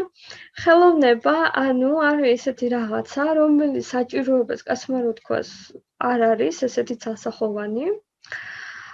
და მეორე მხრივ არსებობენ ესეთი ადამიანები, ხელოვანები, რომლებიც ქმნიან პროდუქტს, რომელიც კაცმა თქვას გაუგებარია ვის ჭირდება და რისთვის და მაინც ქმნიან. მაინც ქმნიან. და მაგ თვალსაზრისით არის ეგოიზმი რა, რომ შენ ცდილობ თვითდამკვიდრებას და საკუთარი თავის და სახელის დატოვებას, ასე ვთქვათ, ისტორიაში, ამ შენი შექმნილი ხელოვნების ნიმუშის დახმარებით. და აი როგორ გითხრა რა, ნუ ყველაზე ერთ-ერთი ყველაზე ეგოისტური და ესეთი სუბიექტური ნაბიჯია ჩემი აზრით რა, რომ აი დატოვო შენი თავი დროსა და სივრცეში, რომ იყავი ასეთი. თუნდაც რო არ ყავდეს შთამომავლები, ხო? ზემოქმედება მოახდინო პუბლიკაზე, თუნდაც ჩემი ნამუშევრებით, მუსიკით, თუნდაც აძიგძიგო ემინემმა აძიგძიგა ხალხი. ეგოისტია, არა არის. ავისთავოთ. აი გარი ნიშნულოვანი, იცი? ჩვენ სტუდენტებთანაც მინდა მე ესეთი რაღაცა პატარა ის გავაკეთო საუბარი. იმიტომ რომ დიდი ხელოვანი, დიდი შემოქმედი, ერთი დიდი ეგოისტია. და ჩემი აზრით ძალიან სწორი მიდგომა უნდა ქონდეს ავის ძალიან ძლიერ ეგოსთან. ანუ ნახე როგორ რაღაცა ერთი ძლიერი ეგო უნდა ქონდეს. თუნდაც რო არ ქონდეს დაბადებიდან, თუ არის სურვილი რომ იყოს ამ სფეროში, უნდა განივითაროს მაშინ ძალიან ძლიერი ეგო. და მეორე მხრივ უნდა შეეძლოს ამ ძლიერ ეგოსთან მუშაობა, ვინაიდან ყველანი ხალხი ვართ და ესეთი სუპერ არატოლერანტული თუ ხდები და ეგოცენტრიული და ისეთი, ხო? კი, არსებობს ეგეთი ფენომენი, არსებობს ეგეთი შემთხვევებიც დაუშვათ. ხელოვნებაში მეტი არქიტექტურაში ნაკლები. მაგრამ ნუ ჰა და ჰაც არის რა, ეგეთი ცოტა საორჭოფო რაღაცა. მე თვით როგორ გითხრა, თვით განადგურების გზა არის თვითონ პიროვნების ჩემი აზრით. ფსიქიკურად. ძალიან რთულია. რა ვიცი, რა სიტყვი. მე შეკითხვას დაგისვა, ეხლა ძალიან ისეც ბოროტის შინაარსზე შეკითხვა. თან ეხლა ბოროტული იმების დღე გვაქვს დღეს. მიდი ამა. ნახე, ეხლა ეხება მაგის სუბტასთან შენ ახსენები გაქვს, როგორი დამოკიდებულება გაქვს ესთეტიურ მომენტებთან. ხო. ხელოვნება კი ბატონო, როგორც ესეთი. შეიძლება არის არაბუნებრივი, მაგრამ ადამიანს აქვს შინაგანი მოთხოვნილება განჭვრიტოს მშვენიერი, ესთეტიური ცნობა დაიკმაყოფილოს. იქნებ ეგეც არის ხელოვნების მომენტი. გვინდა რა დავიკმაყოფილოთ ეს ცნობა. მაგრამ არ ვიცი ეს რა მოიტანა. ნახე როგორი თემა, ცხოველებსაც აქვს მეტნაკლებად ისე ცხოველებს რაღაც ესთეტიური მომენტები. თუნდაც მაგალითად გამრავლების წინ ცეკვა, ხო ესთეტიური მომენტია. ანდა გამშვენება თავისი ბუდის ბიოდან მოდის, ბიოლოგიიდან, მე მგონი მშვენიერებისკენ, ხელოვნებისკენ არა, მშვენიერებისკენ სწრაფვა. რთულია. ხო, ახლა შეკითხვა რაში მდგომარეობს? რაში მდგომარეობს და იქნებ არც არის ხელოვნება არაბუნებრივი. პირიქით ძალიან ბუნებრივიც არის. იქნებ არტისტი, ისევე როგორც ღმერთი არის შემოქმედი და არტისტი, იქნებ ჩვენ ზეგეთები ვართ სინამდვილეში. პირიქით. ხო, პირველ რიგში მე მინდა ვთქვა, რომ კაი, მოდი ამ ბოლო თეზის გავცემ ჯერ პასუხს და მე კითხვას დავუბრუნდები. ყველაზე ნაღდი რამე ერთ-ერთი რაც დაწერილა ჩემთვის არის, რომ ღმერთმა კაცი შექმნა თავის ხატად და სწორედ ამიტომ ადამიანი არის შემოქმედი, კი ბატონო. ეხლა კიდე მინდა განმარტო შემოქმედება, შეიძლება მე ალბათ შემატყოთ, რომ ძალიან მიყვარს განმარტებები. მიყვარს რა ცხოვრება მოითხოვს, იმიტომ რომ გამოგდის კარგად. იცი რა არის უფრო ხვდებიან მე რას გულისხმობ, იმიტომ რომ ძალიან რთულია ჩვენ სიტყვებში არის ესეთი ეშმაკიზის რა მარტივად რო ვთქვათ და ძალიან ხშირი არის რომ უბრალოდ არ გვესმის ჩვენ განმარტების დონეზე რას გულისხმობთ რა. ახლა მე რაღაცას ვიტყვი და შენ ინტერპრეტაციის მისცემ და შეიძლება არ დაუშვათ, ხო? ხო და შემოქმედება, ერთ-ერთი ეს საინტერესო განმარტება აქვს ესეთი ნახე. შემოქმედება არის ჯერჯი მოქმედება, ქმედება. შემდეგ ეს არის ახალი ქმედება. ხო, შენს მიერ განხორციელებული ახალი ქმედება, რომელიც დაკავშირებული არის სიხარულთან და პოზიტიურ ემოციებთან შენში. ნახე? კი ბატონო, კი ბატონო. ეს არის 3. აღნიშნეთ, რომ მე არ მიგულისხმია, რომ ეს აუცილებლად დაკავშირებულია ხელოვნებასთან. შემოქმედებასთან არის დაკავშირებული. ანუ ახლა რას გულისხმობთ, ნახე? დიასახლისი ხარშავს ბორშს, ან რაღაცა საჭმელს აკეთებს, ხო, მაგალითად. თუ ამას აკეთებს პირველად, აი ამ კონკრეტულ კერძს აკეთებს პირველად, ეს არის ქმედება, ეს არის ახალი და ეს არის მისი სიყვარულით და ანუ ემოციურად დადებითი განწყობით გაკეთებული, ხო? ახლა შეიძლება ემოციური განწყობა უარყოფითიც იყოს, ახლა მაგაზე თავი დავმანებოთ, არსებობს ეგეთი რაღაცები ხელოვნებაში დაუშვათ, მაგრამ ვთქვათ, რომ ემოციური განწყობა სახეზეა, ხო? ან ჩართული არის ეს აპარატი. შესაბამისად, ეს მისი კერძი არის შემოქმედება, ხო? ახლა ამავდროულად თუ მაგალითად ეს ქალი მერე მოეწყობა რესტორანში სამუშაოდ და ამ კონკრეტულ კერძს აკეთებს ყოველ დღე 8-ჯერ, ეს უკვე აღარ არის შემოქმედება, ეს არის უკვე მასიური პროდუქცია. წარმოება, ხო, ჩვეულებრივად. ან ნებისმიერი რაღაცა რა, ატელიეში შეკერეს სემპლი კაბის, პირველ ჯერზე ეს იყო შემოქმედება, მერე როგორც კი ეს წავიდა 2, 3, 5, 8, ეს გამოდის უკვე წარმოება. და ყველაფერში ეგრეა. ანუ ნებისმიერი რაღაცა ქმედება, კიდევ ერთხელ, რომელიც არის ახალი და თქვენთვის ასიამოვნო, ეს არის შემოქმედება. ზუსტად ამიტომ არის მაგალითად, არ ვიცი, ფოტოს გადაღება შემოქმედება, შეიძლება სიარული იყოს შემოქმედება, ხო? სხვათა შორის, აი, ზოგი ვერ ხვდება, რომ ეს მოდელები რო დადიან ხოლმე, ხო, იცით? და ვაფშე ეგრა სამსახურია, დეფილეს გულისხმობ რა, ეგრა სამსახურია. ხო, დაიბადა ლამაზი და გაუმართლა და რა, ახლა მაგისთვის გადაუხადოთ ამ ხელა ფული და რაღაცა, ანუ ხო ხვდებით, ფოტოსესია რა სამსახურია და რაღაცა და ამასობაში ეს არის ძალიან დიდი მნიშვნელოვანი სერიოზული სამსახური ესთეტიური თვალსაზრისით. მათ შორის, ვინაიდან ჯერ ერთი ეს სხეული სულ კონდიციაში უნდა მოიყვანო, ყავდეს კონდიციაში ეგერთი. მეორე, ეს სიარული და ყველაფერი არ არის ესე ძალიან მარტივი და სწავლობენ და ლამის სპორტის დონეზე არის, ეგ კულტიზირებული, ეგ 2. და შემდეგ, აი ისევ შემოქმედებაზე იმას რომ დაუბრუნდით, ახლა დეფილეზე რო გამოდის ეს გოგო წლიდან წლამდე, ეგ აღარ არის შემოქმედება, გასაგებია, ეგ არის მისი სამუშაო და ისევ და ისევ წარმოება რა, მოდი უხეშად ვთქვათ. მაგრამ თუ მაგალითად ქალმა იღიდა ახალი კაბა და არ არის მოდელი რა, უბრალოდ ჩაიცოდა უხარიათ, რომ რაღაცა ახალია და უხდება და მოდის ქუჩაში. ლამაზი გოგო. ხო, რაღაცა ესეთ. ეს არის უკვე შემოქმედება. იმიტომ რომ ამ კაბით ის მოდის, ეს არის მისთვის ახალი მდგომარეობა, ეს არის მისთვის ახალი შეგრძნებები. და ჩართული არის მისი ემოციური განწყობა და ბუნებრივია ვინ შეხედავს იმასაც გაუხარდება და ისიც იქნება მოკლედ ჩართული აი ამის აი ეს არის პერფორმანსის იდეა რა, კაცმა რო თქვას. ჰეპენინგის თეატრი და პერფორმანსები რო არსებობს ეგ ალბათ უჩემოდაც იცით და ეგ არის ზუსტად აი ეგ რაღაცა რა, რომ ვაკეთებ რაღაცა ქმედებას, რომელიც არის ახალი მაყურებლისთვის და ნუ შეიძლება ჩვენთვისაც აი მარინა აბრამოვიჩი რას საკეთებს, ხო? ეგ არ არის დაუშვათ პოზიტიური. შენ შემთხვევაში მარინა მუშაობს ძალიან ნეგატიურ ენერგიებზე. მე მაგიტომაც ვერ იდები, მაგრამ ისე ძალიან ვანებული ვარ უბრალოდ ამ ქალის როგორ გითხრათ რა, ტალანტით და ინტელექტით ძალიან საინტერესო ის არის. ანუ ხო ნანახი გაქვს მაგალითად ის პერფორმანსი, როდესაც დაურიგა თვითონ ყვება ტეტზე მაგას. დაურიგა საგამოფენო დარბაზში გაწვია იქ მაგიდაზე სხვადასხვა ნივთები, მათ შორის მაკრატელი, სკოჩი, დანა, ეს ბასრი და რაღაცა საშიში ნივთები.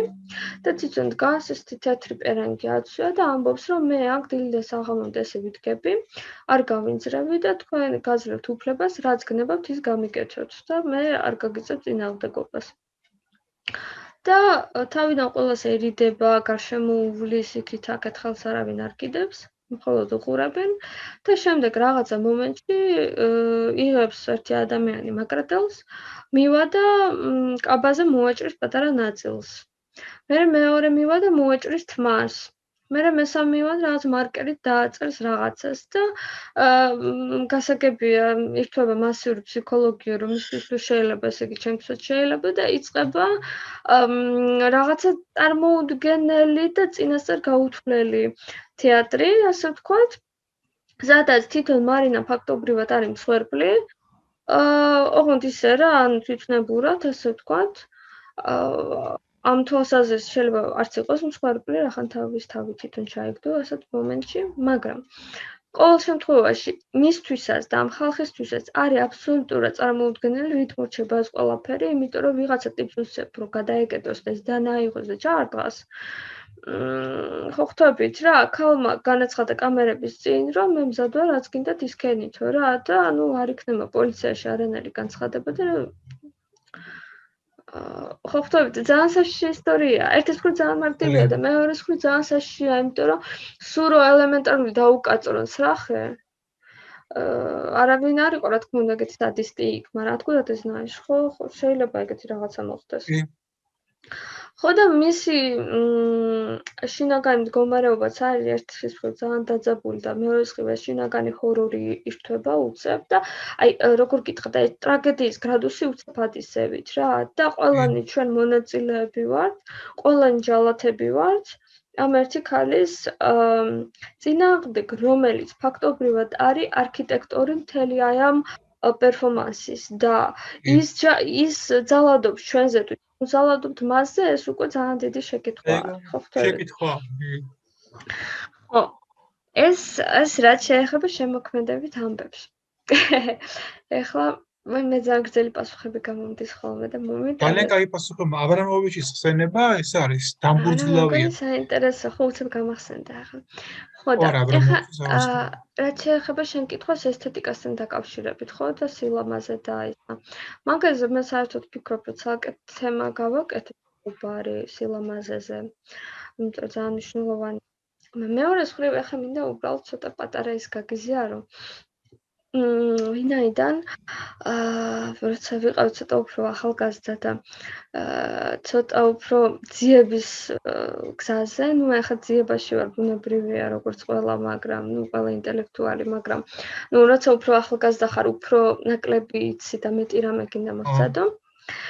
და აი მქონდა რაღაცა ეს სტერეოტიპული განცდა თუ რა ვიცი, როგორ გითხრა აზრი, მოკლედ რომ აი სილამაზე, ესთეტიკა მოკლედ დაგუპეს მოდერნისტებმა რა მაინც, იმიტომ რომ 18 წუთში ისე გაეთიშება. ნუ კაი, ვეცდები მალე მოვყვე. შუა საუკუნეებში არა, მოკლედ რენესანსის მერე უკვე გასაგები იყო, რომ რა არის ხელოვნება, ხო? ანუ მე გულისხმობ ხარისხს რა. თუ ხატავ როგორც მიქელანჯელო, ესე სტერეოტიპულად ვამბობ. ანუ ტექნიკა თუ არის ძალიან მაღალ დონეზე, მაგარი ხარ. და თუ შინაარსდებ, შიგნით კონცეპტუალურია, ისეთია, ასეთია და ნუ მოკლედ ეგ ძალიან ბევრი კრიტერიუმებია, მაგრამ ისე რა ზედაპირულად რო ვთქვათ. ტექნიკაც თუ არის და შინაარსიც თუ არის, ნუ უკვე საოცრება ხარ და კარგი ხარ. მაგ იყო ყველაფერი გასაგები ამ თვალსაზრისით. მე-20 საუკუნე მოგეხსენება დაანგრია მთელი ეს სტერეოტიპები და ვინც კარგად ხატავდა ტექნიკურად, ყველა აღმოჩნდა ვისა რა, აუთსაიდერი და ნუ რაღაცა ძველმოდური. მარგინალიზირებული აბსოლუტურად. საწყალი მარკ შაგალი, მოკლედ მაგის გულისთვის სუპრემატივისტებმა ძალიან მაგრამ იმას უქნეს, დასცინეს, მოკლედ მალევიჩი წამოვიდა, შექმნა თავის შავი კვადრატის მიმართულება, მერე ელისიც კი წამოვიდა, შეუერთდა მას და მოკლედ მარკ შაგალი, რომელიც არის ძალიან კარგი მხატვარი, დარჩა ესე სუფთა მარგინალად ამ პერიოდიდან, ხო? იმის მერეც ახლა როგორ გითხრათ რა, ახლა ჩვენ ყველანი კი ვსწავლობთ აკადემიაში აკადემიურ ხატვას და ტექნიკებს, ხო? მაგრამ კაცმა რო თქვას, ახლა შენ რო იყო მაგის გამგრძელებელი, შენ იქნები კლასიცისტი და უინტერესო და ისეთი რა, ძალიან ცუდი წარმოდგენა შეექმნება ჩვენზე რა, რომ მარგინალი ხარ. Unless თუ არა ხარ რაღაცა სუპერ ფოტორეალიზმში გადასული, რასაც მე მაინც არ ვუჭერ მხარს. არსებობს კი ბატონო, მაგრამ მე დიდად ვერ ხედავ მაგაში. თუმცა ახლა ფული წყვეტს ყველაფერს რა, ეგ არის კომერციის ამბავი. ხო და მთელი აი ამ იმების ფონზე ძალიან დაბნეული ის რო ვიყავი ახალგაზრდა, ვფიქრობდი რომ თამე კარგად ხატავდი. ხო და აღმოვაჩინე მოკლედ ესეთი დილემა ჩემ თავში, რომ ბიჭო კარგად ხატავ, მაგრამ აზრი არა ამაში. რა მნიშვნელობა აქვს თუ ეს არ ითვლება იმად რაც საჭიროა, თუ ეს აღარ არის აქტუალური ხელოვნება, აბა რა თმინდა რომ კარგად ხატავ, ხო? ამიტომ დავანებე საერთოდ ხატვას თავი. და მქონდა ესეთი სტერეოტიპული აზრი კიდე რომ აი ეს ლამაზი და რაღაცა ეს არ არის თვითმიზანი.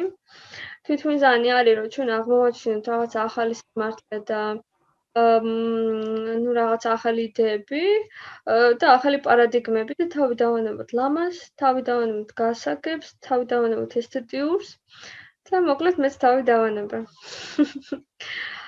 და მქონდა ესეთი ძალიან დიდი ძიებები, მოკლედ ამის გარშემო, იმ დონემდე რომ აი ყველანაირად როგორ ყოფილ ცხოვრებაში რომ ესთეტიკას მეორე პლანზე გაწევ მაგალითად და ნუ გოგოებისთვის ძალიან გასაგები იქნება, თუნდაც ტანსაცმლის ამბავში, რომ ცდილობ რომ ჩაიცვან ბიჭურად, უფრო რაც არ გახასიათებს დაუშვათ, ან ნაკლები ესთეტიურობით, არანაირი დაუშვათ კოსმეტიკა, არანაირი ისინი ბრილიანტები და რაღაცები, ხო, ბიჟუტერია, ნუ არაფერი და ცდილობ რომ გაწიოს ყველაფერი გვერდზე და ინტელექტი არის წამყვანი, ასე ვთქვათ და მე ხო შემოქმედი ვარ, მე ხო სერიოზული ადამიანი ვარ და რა შუაში ახლა მთელი ეს ესთეტიური საუბრები, რომ ეგ ქალი ასეთი უნდა იყოს და ისეთი უნდა იყოს და ნუ გასაგებია მანდ ემანსიპაციური მომენტებიც ემატება. ხო და რაღაცნაირად მთელი ამ იმის მერე, ნუ როგორ გითხრა, ისეთი გამოფიტვა მივიღე სულიერი და ინტელექტუალური. ხა ორ წუთში ვერც გადმოგცემთ კარგად მაგას. შეიძლება ძალიან ინდივიდუალური იყოს და მე ყველაზე ვერ გავშლი ბუნებრივია, მაგრამ აი მე რაც მომივიდა, იმას გიზიარებთ. მე მქონდა აბსოლუტური გამოფიტვა სულიერი და იმის განცდა, რომ არაფერი არ არის, დარჩენილი სიმართლე არ არის, საით წავიდეთ არ ვიცით. რა არის აქტუალური ხელოვნება, კაცი შვილო არ იცის. მოკლედ ვერ ვიპოვე რა, ასე ვთქვათ, ახალი საყრდენი რა, აი ეზრა პაუნდი რო წერს I lost the center fighting the world. ეს არის დავკარგე ცენტრი მსოფლიოსთან ბრძოლაშიო რა, აი ეგეთი რაღაცა მომივიდა აბსოლუტურად. და დავიწყე მე რაღაცნაირად ეს თვითანალიზის იმითი, გავედი იმ აპრიორულ რაღაცა პრინციპებამდე, რაც ჩემთვის არის ბუნებრივად, აი როგორც შენ თქვი, ბუნებრივად ჩემთვის რაც არის მნიშვნელოვანი. და ანუ ეგ უნდა მიმეღო თავიდან რა და ამასთან ერთად მიმეღო ასე ვთქვათ საკუთარი თავი, ხო? და გავედი მაგ დროს ესთეტიკაზე და სილამაზეზე და იმაზე და ახლა დღეს რო ვახსენე რომ ჩემთვის ძალიან მნიშვნელოვანია მეთქი ეს ფაქტობრივად არის ეს ხელახალი აღმოჩენა აი მეორე რენესანსი ასე ვთქვათ რაც ჩემში მოხდა თორემ მანამდე ხა ერთი 10 წლის წინ რო გეკითხეთ ჩემთვის ეგეთ რაღაცას არ გეტყოდი რა თქმა უნდა რომ ჩემთვის ესთეტიკა ისეთი მნიშვნელოვანია და სილამაზე ისეთი მნიშვნელოვანია და გამორიცხულია იმიტომ რომ ძალიან პროგრესული ვიყავი ხო ხტები ხო ეს ახალგაზრდად პროგრესული ვიყავი და ეხლა უბრალოდ იმხელა პოზიტიურ ენერგიას ვიღებ მე ყოველდღიური ყოფის ესთეტიზაციისგან მაგაზე ვშთალკე ვილაპარაკოთ მე კარგი თემაა ეს ყოფიერების ესთეტიზაცია აბარა და აი სილამაზის ელემენტებისგან იმისეთი დიდი ენერგია მოდის ჩემში ჩემთან რაც მე ძალიან მეხმარება ყოველდღიურ ცხოვრებაში და იმ ქაოსში რომელშიც ჩვენ ყველანი ვარსებობთ ხო ახლა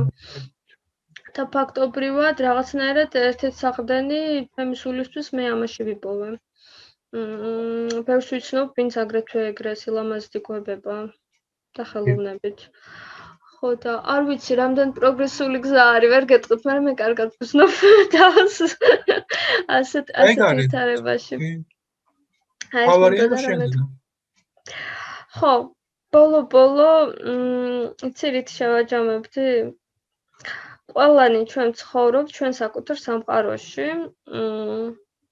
თავი რომ დავანებოთ მაღალ სიტყვებს და რაღაცეებს დემაგოგიას ხო დიდ მასშტაბზე და პოლიტიკაზე ყველანი არსებობს ესეთი ფრაზა მე მგონი პიაციგორსკის ფრაზა რომ ტვინი არსებობს სამყაროში და სამყარო არსებობს ტვინში შენ გეცოდინება შენი საყვარელი თემაა შესაბამისად ანუ ყველა ჩვენი სამყარო გვაქვს ასეა თუ ისეა ზოგ საკითხში ემთხვევა ზოგში არა მაგრამ ანუ იმაზე კი არ უნდა ვიდაოთ ჩვენ და ვიწუწუნოთ რომ რაღაცა არ ვარგა ამ სამყაროში ანუ უნდა მივხვდეთ რომ ჩვენი სამყაროს ცენტრი ვართ ჩვენ და ჩვენი იცი როგორ არის თუ ცუდად ვართ ეს არის ჩვენი პრობლემა და არა სხვისი რა და ჩვენ უნდა ვიმკურნალოთ ჩვენ თავზე ვიპოვოთ რაღაცა მექანიზმები და მე თუ არ მომწონს დავუშვათ ის ინფორმაცია რომელსაც ტელევიზორში ვისმენ ჩემი უფლებაა რომ გამორთო ეს ტელევიზორი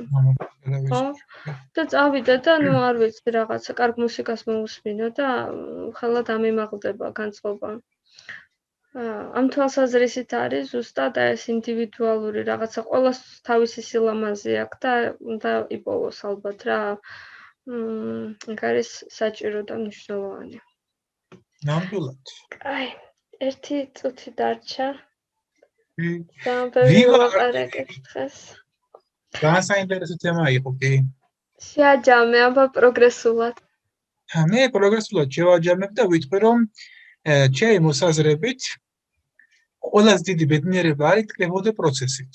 ოღონდ სამწუხაროდ ახლა ჩვენ მთელ პროცესს ვერ დავესწრებით, ჩვენ მოკლე ცხოვრება გვაქვს, მაგრამ პროგრესი, რეგრესი, სტაგნაცია, ძიაღვარდნა, ეს სინუსოიდალური ფორმა ჩვენი ყოფიერების არის ძალიან საინტერესო. ისტორიაში მყოფობა არის ბედნიერება და მე ვფიქრობ ისტორიის ინტერპრეტირებაც ძალიან ბედნიერება, რასაც ჩვენ დღეს ვაკეთებთ ახლა უახლოესი რამოდენიმე ხნის განმავლობაში. და უნდა დავტკბეთ. იმიტომ რომ თავისთავად ისტორიაც ესთეტიური კატეგორიაა, შეიძლება ასე იყოს. რომ კითხულობ რა ისტორიას.